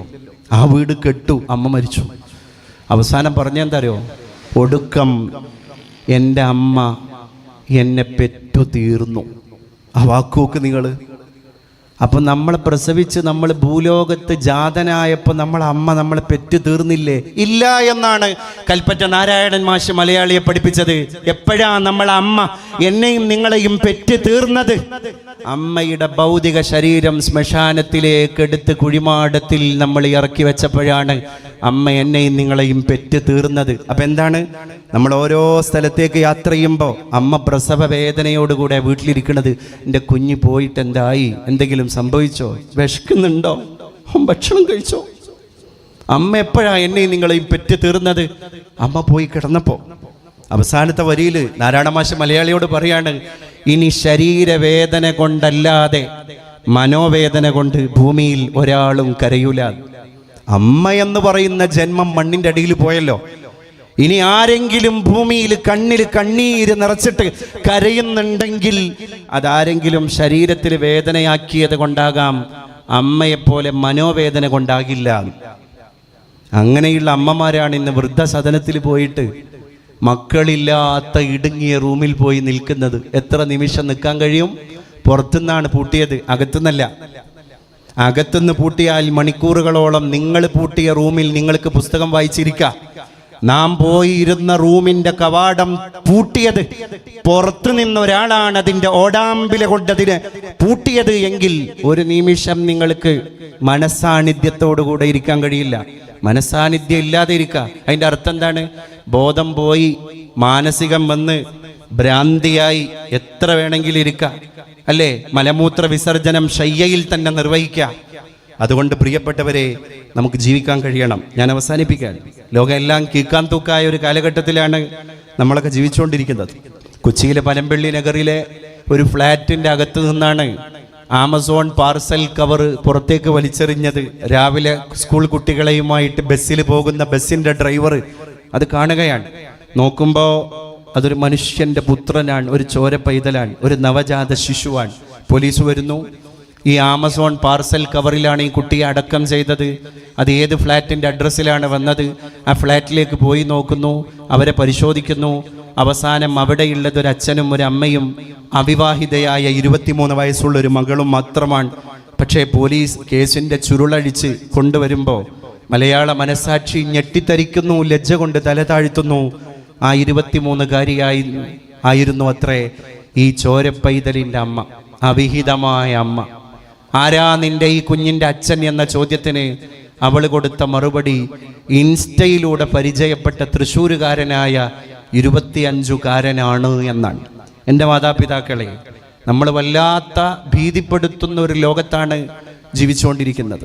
അതാണ് ഞാൻ നേരത്തെ പാടിയ കവിതയുടെ ആന്തരാർത്ഥം എന്ന് പറയുന്നത്, അല്ലേ? ഒടുവിൽ നമ്മളൊക്കെ തന്നെ ഖേദിക്കുന്നൊരവസ്ഥയിലേക്ക് ഒരിക്കലും എത്താൻ പാടില്ല. അപ്പം ഇവിടെ ജീവിച്ച് നമുക്കൊക്കെ തന്നെ നമ്മൾ ഉദ്ദേശിച്ചത് നടപ്പാക്കാൻ കഴിയില്ല. ലീലനും മദനനും തമ്മിലുള്ള കഥയിൽ ആശാൻ മലയാളിയോട് പാടിത്തരുന്നുണ്ട്, കരുതുവതിഹ ചെയ്യവയ്യ ചെയ്യാൻ വരുതു ലഭിച്ചതിൽ നിന്നിടാ വിചാരം പരമഹിതയറിഞ്ഞുകൂടാ ആയുസ്ഥിരതയുമില്ലതി നിന്യമീ നരത്വം കരുതുവതിഹ ചെയ്യവയ്യ. നമ്മൾ കരുതുന്നത് ഈ ലോകത്ത് നമുക്കാർക്കും നിർവഹിക്കാൻ കഴിയുന്നില്ല. ചെയ്യാൻ വരുതു ലഭിച്ചതിൽ നിന്നിടാ വിചാരം. ചെയ്യാൻ വേണ്ടിയിട്ട് നമുക്ക് ഏതെങ്കിലും അവസരം കിട്ടിക്കഴിഞ്ഞാലോ അതിന് മനസ്സും ഉണ്ടാവില്ല. അങ്ങനെ പരമഹിത അറിഞ്ഞുകൂടാ ആയുസ്ഥിരതയുമില്ല അതിനിന്യമീ നരത്വം. ഇനി എല്ലാത്തിനുള്ള അവസരം കിട്ടി, ചെയ്യാനുള്ള അനുകൂലാവസ്ഥ കിട്ടി, അതിനുള്ള മനസ്സ് കിട്ടി, അതിനുള്ള സാഹചര്യം കിട്ടി, അത് കിട്ടുമ്പോഴേക്ക് നമ്മുടെ ആയുസ് അത് ചെയ്യാൻ നമ്മൾ അനുവദിക്കില്ല. അപ്പോഴേക്ക് നമ്മൾ മറ്റൊരാളായി മാറിയിട്ടുണ്ടാകും. ഈ കഴിഞ്ഞ ഓണത്തിൻ്റെ വടംവലി മത്സരം നടക്കുകയാണ് കൊച്ചിയിലെ തേവരയിലെ SH സ്കൂളിൽ, കോളേജിൽ. അവിടെ കൊമേഴ്സ് വിഭാഗം തലവനായ ജെയിംസ് വി ജോൺ എന്ന് പറയുന്ന ഒരു അധ്യാപകൻ, അദ്ദേഹമാണ് ഈ വർഷത്തെ തേവര SH സ്കൂളിലെ സ്റ്റാഫ് സെക്രട്ടറി. അത്രയും സമർത്ഥനായ ഒരു ടീച്ചറാണ് ജെയിംസ് വി ജോൺ. അപ്പം ഈ വടംവലി മത്സരം നടക്കുന്നതിൻ്റെ മുൻപ് അദ്ദേഹം തൻ്റെ കുട്ടികളെ, സ്കൂളിലെ കുട്ടികളെ അഭിസംബോധന ചെയ്ത് സംസാരിക്കാൻ ജെയിംസ് വി ജോൺ സാർ മൈക്കിൻ്റെ മുമ്പിൽ വന്നിട്ട് പറഞ്ഞു, മക്കളെ, എൻ്റെ കാഴ്ചപ്പാടിൽ ലോകത്ത് ഏറ്റവും സമ്പന്നമായ ഒരു ഇടമുണ്ടെങ്കിൽ ഞാൻ വിശ്വസിക്കുന്നത് അത് സെമിത്തേരിയാണ്. അദ്ദേഹം ഒരു ക്രൈസ്തവ മതവിശ്വാസിയാണ്. അതുകൊണ്ട് അദ്ദേഹം സെമിത്തേരി എന്ന് പറഞ്ഞു. ശ്മശാനവും ഖബർസ്ഥാനവും ഒക്കെ അതന്നെയാണ്. അദ്ദേഹം പറഞ്ഞു, എന്തുകൊണ്ടാണ് എന്ന് കുട്ടികൾ ചോദിച്ചപ്പോൾ അദ്ദേഹം പറഞ്ഞൊരു വാക്കുണ്ട്, സെമിത്തേരിയുടെ അകത്ത് ആ മീസാൻ ശിലകൾക്ക് താഴെ കിടന്നുറങ്ങുന്ന, കുരിശുകൾക്ക് താഴെ കിടന്നുറങ്ങുന്ന ഓരോ ആളുകളെ നിങ്ങളൊന്ന് ആലോചിച്ച് നോക്ക്. ഡോക്ടേഴ്സ് ഉണ്ട്, ശാസ്ത്രജ്ഞരുണ്ട്, പ്രൊഫസർമാരുണ്ട്, സാഹിത്യകാരന്മാരുണ്ട്, കവികളുണ്ട്, കവയത്രിമാരുണ്ട്. ആർക്കിടയിലും കാലുഷ്യങ്ങളില്ല, തർക്കവിതർക്കങ്ങളില്ല. അതുകൊണ്ട് ലോകത്തെ ഏറ്റവും സമ്പന്നമായ സ്ഥലം എൻ്റെ വിനീത അഭിപ്രായത്തിൽ സെമിത്തേരിയാണ് എന്ന് പറഞ്ഞ് അദ്ദേഹം ഇനി നമുക്ക് നമ്മുടെ വടംവലി മത്സരത്തിലേക്ക് കടക്കാം എന്നും പറഞ്ഞ് പ്രസംഗം അവസാനിപ്പിക്കാൻ. കുട്ടികൾ ഒരു ഭാഗത്ത്, സ്റ്റാഫ് ഒരു ഭാഗത്ത്, വടംവലി മത്സരം നടക്കുന്നു, അത് പൊടിപൊടിക്കുന്നു, ആഹ്ലാദത്തിൻ്റെ പടക്കങ്ങൾ പൊട്ടുന്നു. അതിൻ്റെ ഇടയിൽ ഇദ്ദേഹത്തിന് ഒരു തളർച്ച സംഭവിക്കുന്നു. അദ്ദേഹം സൈഡിൽ പോയി കിടക്കുന്നു. ആ കിടത്തം അന്ത്യശയ്യയാണ്. ആ നിദ്ര അവസാന നിദ്രയാണ്. ആ ശ്വാസം ഒടുക്കത്തെ ശ്വാസമാണ്. പ്രാണനിങ്ങനെ പോകുന്ന രംഗം അദ്ദേഹത്തിൻ്റെ കണ്ണിലൂടെ കുട്ടികൾ ഇങ്ങനെ വായിച്ചെടുക്കുക. തൊട്ടു മുമ്പ് പറഞ്ഞുപോയ വാക്കിനോട് അരുപറ്റി നിൽക്കുന്ന ഒരു ജീവന്റെ പോരാട്ടം അവിടെ നടക്കുകയാണ്. ഇത്രയുള്ളൂ മനുഷ്യൻ, ഇത്രയുള്ളൂ മനുഷ്യൻ അല്ലേ? നമ്മളൊക്കെ തന്നെ ഇരിക്കുമ്പോൾ, ചിരിക്കുമ്പോൾ, നടക്കുമ്പോൾ, പറയുമ്പോൾ, വിശ്രമിക്കുമ്പോൾ, കിടക്കുമ്പോൾ, യാത്ര ചെയ്യുമ്പോൾ എവിടെയെങ്കിലും വെച്ചിട്ട് അവസാനത്തെ 2 കണ്ണിമകളും ചിമ്മേണ്ട ആളുകളാണ്. പിന്നെ നമ്മളെ കാണാൻ ആളുകൾ വരാൻ. ആബാലവൃദ്ധം ജനങ്ങൾ ചിരിക്കുന്നു, ആശുവായി തീരും മരണം മറക്കുന്നു, ആശുപത്രി കട്ടിലാളെ കൈമാറുന്നു, ആംബുലൻസിൻ വീജി നമ്മെ നടുക്കുന്നു, ആതുര ശുശ്രൂഷകർ കൈമലർത്തുന്നു, ആരാരുമറിയാ ശ്മശാനവും പുൽകുന്നു, മാലാഖ വന്നു പിടിച്ചെൻ്റെ ദേഹിയെ, മാനുജൻ വന്നു കണ്ടു എൻ്റെ ദേഹമേ, പൊട്ടിച്ചിരിച്ചു അനന്തരം ആ ചിരി, പൊട്ടിക്കരയരായി രൂപപ്പെടുന്നതും കാലാൾ പടവന്ന് തൊളിലേറ്റുമ്പോഴും കാമനും താതനും പരിതപിക്കുമ്പോഴും എല്ലാം എല്ലാവർക്കും സംഭവിക്കാനുള്ളതാണ്. അതിലാർക്കും തർക്കമില്ല. ഏതോ ഒരു സ്വാമിയുടെ, ഗുരുവിൻ്റെ, സന്യാസിയുടെ മുമ്പിൽ പോയിട്ട് ഒരു പെണ്ണ് മരിച്ചുപോയ തൻ്റെ പിഞ്ചു പൈതലിനെങ്ങനെ കൈ വലയങ്ങളിൽ വെച്ചിട്ട് പറഞ്ഞു, പ്രിയപ്പെട്ട സന്യാശ്രേഷ്ഠ ഗുരു, എൻ്റെ കുഞ്ഞിന് മൃതം സംഭവിച്ചു, മൃതി അടഞ്ഞു, ആത്മാവ് പോയിരിക്കാൻ, ശവമായിരിക്കാൻ. അങ്ങ് വലിയ ആത്മീയ കഴിവുള്ള ഒരാളാണ്. അതുകൊണ്ട് എൻ്റെ മരിച്ചുപോയ കുഞ്ഞിൻ്റെ ജീവനൊന്ന് തിരിച്ചു തരുമോ, എനിക്ക് ഈ കുഞ്ഞേ ഉള്ളൂ എന്നൊരമ്മ പ്രാണൻ പിടയുന്ന വേദനയോടുകൂടെ പറയുമ്പോൾ ആ സന്യാസി പറഞ്ഞൊരു വാക്കുണ്ട്, പ്രിയപ്പെട്ട പെങ്ങളെ, ഞാനൊന്ന് ശ്രമിക്കാം. എന്നിട്ട് എന്ത് ചെയ്തു? നിന്റെ കുഞ്ഞിനെ അവിടെ വെക്ക്, അത് ബന്ധുക്കളെ ഏൽപ്പിക്ക്. നീ ഏതെങ്കിലും ഒരു വീട്ടിൽ പോയിട്ട് കുറച്ച് കടുകുമണികൾ ഒരു പേപ്പറിൽ കളക്ട് ചെയ്തിട്ട് കൊണ്ടുവാ, ഞാൻ മന്ത്രം ജപിക്കാൻ. നിന്റെ കുഞ്ഞിൻ്റെ ജീവനൊന്ന് തിരിച്ചു നൽകാൻ പറ്റുമെന്ന് നോക്കട്ടെ. പക്ഷെ ദർ ഈസ് എ കണ്ടീഷൻ, ഒരു നിബന്ധനയുണ്ട്. നീ കടുകുമണികൾ ശേഖരിക്കുന്ന വീട്ടിൽ മുമ്പൊരിക്കലും ഒരു മരണം നടന്ന വീടാവാൻ പാടില്ല. അങ്ങനെ ആ സ്ത്രീ പോവാൻ വലിയ പ്രതീക്ഷയോട് പോവാ. ഒരു വീട്ടിൽ കയറി, അവിടെ വല്യമ്മച്ചിയുണ്ട്. എന്തേ മോളെ? അപ്പം അവളിങ്ങനെ കരഞ്ഞ് സങ്കടമൊക്കെ പറഞ്ഞു, കാര്യങ്ങളെല്ലാം പറഞ്ഞു. കടുകുമണി ഉണ്ടോ? ഉണ്ടല്ലോ, എത്ര വേണമെങ്കിലും തരാം. അവൾക്ക് പ്രതീക്ഷ കൂടി. കടുകുമണി എടുക്കാൻ പോകുന്നതിൻ്റെ മുമ്പ് ഈ വല്യമ്മച്ചിയോട് ഇവള് ചോദിച്ചു, അല്ല ചോദിക്കാൻ വരട്ടെ, എടുക്കാൻ വരട്ടെ, ഈ വീട്ടിൽ ആരെങ്കിലും മരിച്ചിട്ടുണ്ടോ? കഴിഞ്ഞ ആഴ്ചയാണ് വല്യച്ഛൻ മരിച്ചുപോയത്. കഴിഞ്ഞു. അടുത്ത വീട്ടിലേക്ക് പോയി, അവിടെ വേറൊരു യുവതിയാണ് മരിച്ചത്. അങ്ങനെ ഓരോ വീട്ടിലും പോയി. ആ വീട്ടിലൊക്കെ കടുകുമണി ഉണ്ട്, പക്ഷെ അവിടെയൊക്കെ മരണവും നടന്നിട്ടുണ്ട്. ഈ യുവതി നിരാശയായിട്ട് ഗുരുവിൻ്റെ മുമ്പിൽ വന്നിട്ട് പറയുന്നൊരു വാക്കുണ്ട്, ഗുരു, ഞാൻ നിരാശയാണ്. അപ്പോൾ ഗുരു പഠിപ്പിച്ചു കൊടുത്തിട്ടുണ്ട്, മോളെ നിരാശനാവേണ്ട. എന്താണ് അത്? ഈ ഭൗതിക ലോകത്തിൻ്റെ ഒരു സ്വരമാണ്. എന്ത്? ജനനമുണ്ടെങ്കിൽ മരണമുണ്ട്. അതുകൊണ്ട് നിന്റെ കിടാവിൻ്റെ മരണം നീ അംഗീകരിക്കുക. അതിൻ്റെ ശേഷക്രിയകളെ നമുക്ക് ഭക്ത്യാദര പുരസ്സരം നിർവഹിക്കാം. നിന്റെ കുഞ്ഞിൻ്റെ ആത്മാവിൻ്റെ നിത്യശാന്തിക്ക് വേണ്ടി നമുക്ക് പ്രാർത്ഥന നടത്താം. അങ്ങനെയാണ് ലോകം അവസാനിക്കുന്നത്. അതുകൊണ്ട് പ്രിയപ്പെട്ടവരെ, ഉള്ളതിനെ ഉൾക്കൊള്ളാനേ കഴിയുള്ളൂ. ടെക്നോളജി എത്ര വളർന്നാലും മരണത്തിൻ്റെ മാലാഖക്ക് മണി കെട്ടി ആ മാലാഖയെ പിടിച്ചു നിർത്താൻ ലോകത്തൊരു ശക്തിക്കും കഴിയൂല. സമയമാകുമ്പോൾ പോകുന്നതിൻ്റെ മുമ്പ് ജീവിക്കാൻ ആവശ്യമായ പാതയം നമ്മൾ തയ്യാറാക്കുക. എല്ലാം നല്ലതിനാകട്ടെ. ഈ നല്ല മുഹൂർത്തത്തിലേക്ക് എന്നെ ക്ഷണിച്ചതിനും സ്നേഹവായ്പോടുകൂടെ നിങ്ങൾ എന്നെ സ്വീകരിച്ചതിനും എന്നെ ഇത്ര നേരം വളരെ ക്ഷമയോടെ നല്ല അച്ചടക്കമുള്ള മക്കളായി, അല്ലെങ്കിൽ പ്രിയപ്പെട്ട സഹോദരങ്ങളായി, പുറത്തുള്ള പ്രിയപ്പെട്ട സ്നേഹിതരൊക്കെ ഈ നിന്നതാണ്, പ്രസംഗം തുടങ്ങുമ്പോൾ നിന്നതാണ്.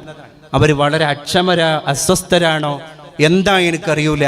നിങ്ങളുടെ അസ്വസ്ഥതകളിൽ ഞാൻ വ്യക്തിപരമായിട്ട് നിങ്ങളോട് ക്ഷമ ചോദിക്കുന്നു. എന്നെ സ്നേഹവായ്പോടുകൂടെ സ്വീകരിച്ച, അല്ലെങ്കിൽ ഇങ്ങനെ ഒരു പരിപാടിയിലേക്ക് ക്ഷണിച്ച, ഇങ്ങനെയുള്ള മാനവ സൗഹൃദത്തിൻ്റെ വിശാല മനസ്കത ബോധിപ്പിച്ച ഈ ക്ഷേത്രത്തിൻ്റെ ഭാരവാഹികൾക്ക്, അതുപോലെ തന്നെ ഇതിൻ്റെ തന്ത്രിയടക്കമുള്ള മുഴുവൻ വക്താക്കൾക്കും എൻ്റെ ഹൃദയത്തിൻ്റെ അടിത്തട്ടിൽ നിന്നുള്ള ഒരുപാട് അകൈതവമായിരിക്കുന്ന കടപ്പാടുകളും ഞാൻ അറിയിക്കുകയാണ്. സുകുമാർ അഴീക്കോട് സാറ് പറഞ്ഞൊരു വാക്കുണ്ട്, മാനവികത എന്നൊക്കെ പറഞ്ഞാൽ അതാണ് ഞാൻ പറഞ്ഞത്. മാനവികത എന്ന് പറഞ്ഞാൽ അത് സന്യാസത്തിൻ്റെയും തോന്യാസത്തിൻ്റെയും ഇടയിലുള്ള ഒരു ജീവിത വിന്യാസമാണ്. അതേ ഉദ്ദേശിച്ച സന്യാസം വൈഡാല പ്രതികന്റെ സന്യാസാണ്, അല്ലാതെ നമ്മളെ ഭക്തിയോടുകൂടെയുള്ള ഗുരുക്കൾ നടത്തുന്ന സന്യാസത്തെ അല്ല. വൈഡാല പ്രതികൻ എന്ന് പറഞ്ഞാൽ എന്താണ്? വൈഡാല പ്രതികൻ എന്ന് കൃത്രിമത്വമായ, അങ്ങനെ വ്യാപാരം നടക്കുന്ന കുറെ സ്ഥലങ്ങളുണ്ടല്ലോ. അപ്പൊ അതും അല്ലാതെ തോന്നിയാസം ഇല്ലാതെ അതിൻ്റെ ഇടയിലുള്ള ജീവിത വിന്യാസമാണ് മാനവികത എന്ന് അഴീക്കോട് സാറിൻ്റെ ഒരു പ്രഭാഷണത്തിൽ ഞാൻ കേട്ടത്. ഇത്തരണത്തിൽ ഓർത്തു പോവുകയാണ്. ഈ നല്ല സദസ്സിന് എൻ്റെ വിനീതമായ അഭിവാദ്യങ്ങൾ അർപ്പിച്ച് നല്ലത് വരട്ടെ എന്ന് പ്രാർത്ഥിച്ച് ഞാൻ ഉപസംഹരിക്കുന്നു. ജയ് ഹിന്ദ്. നിങ്ങൾക്ക് നന്ദി.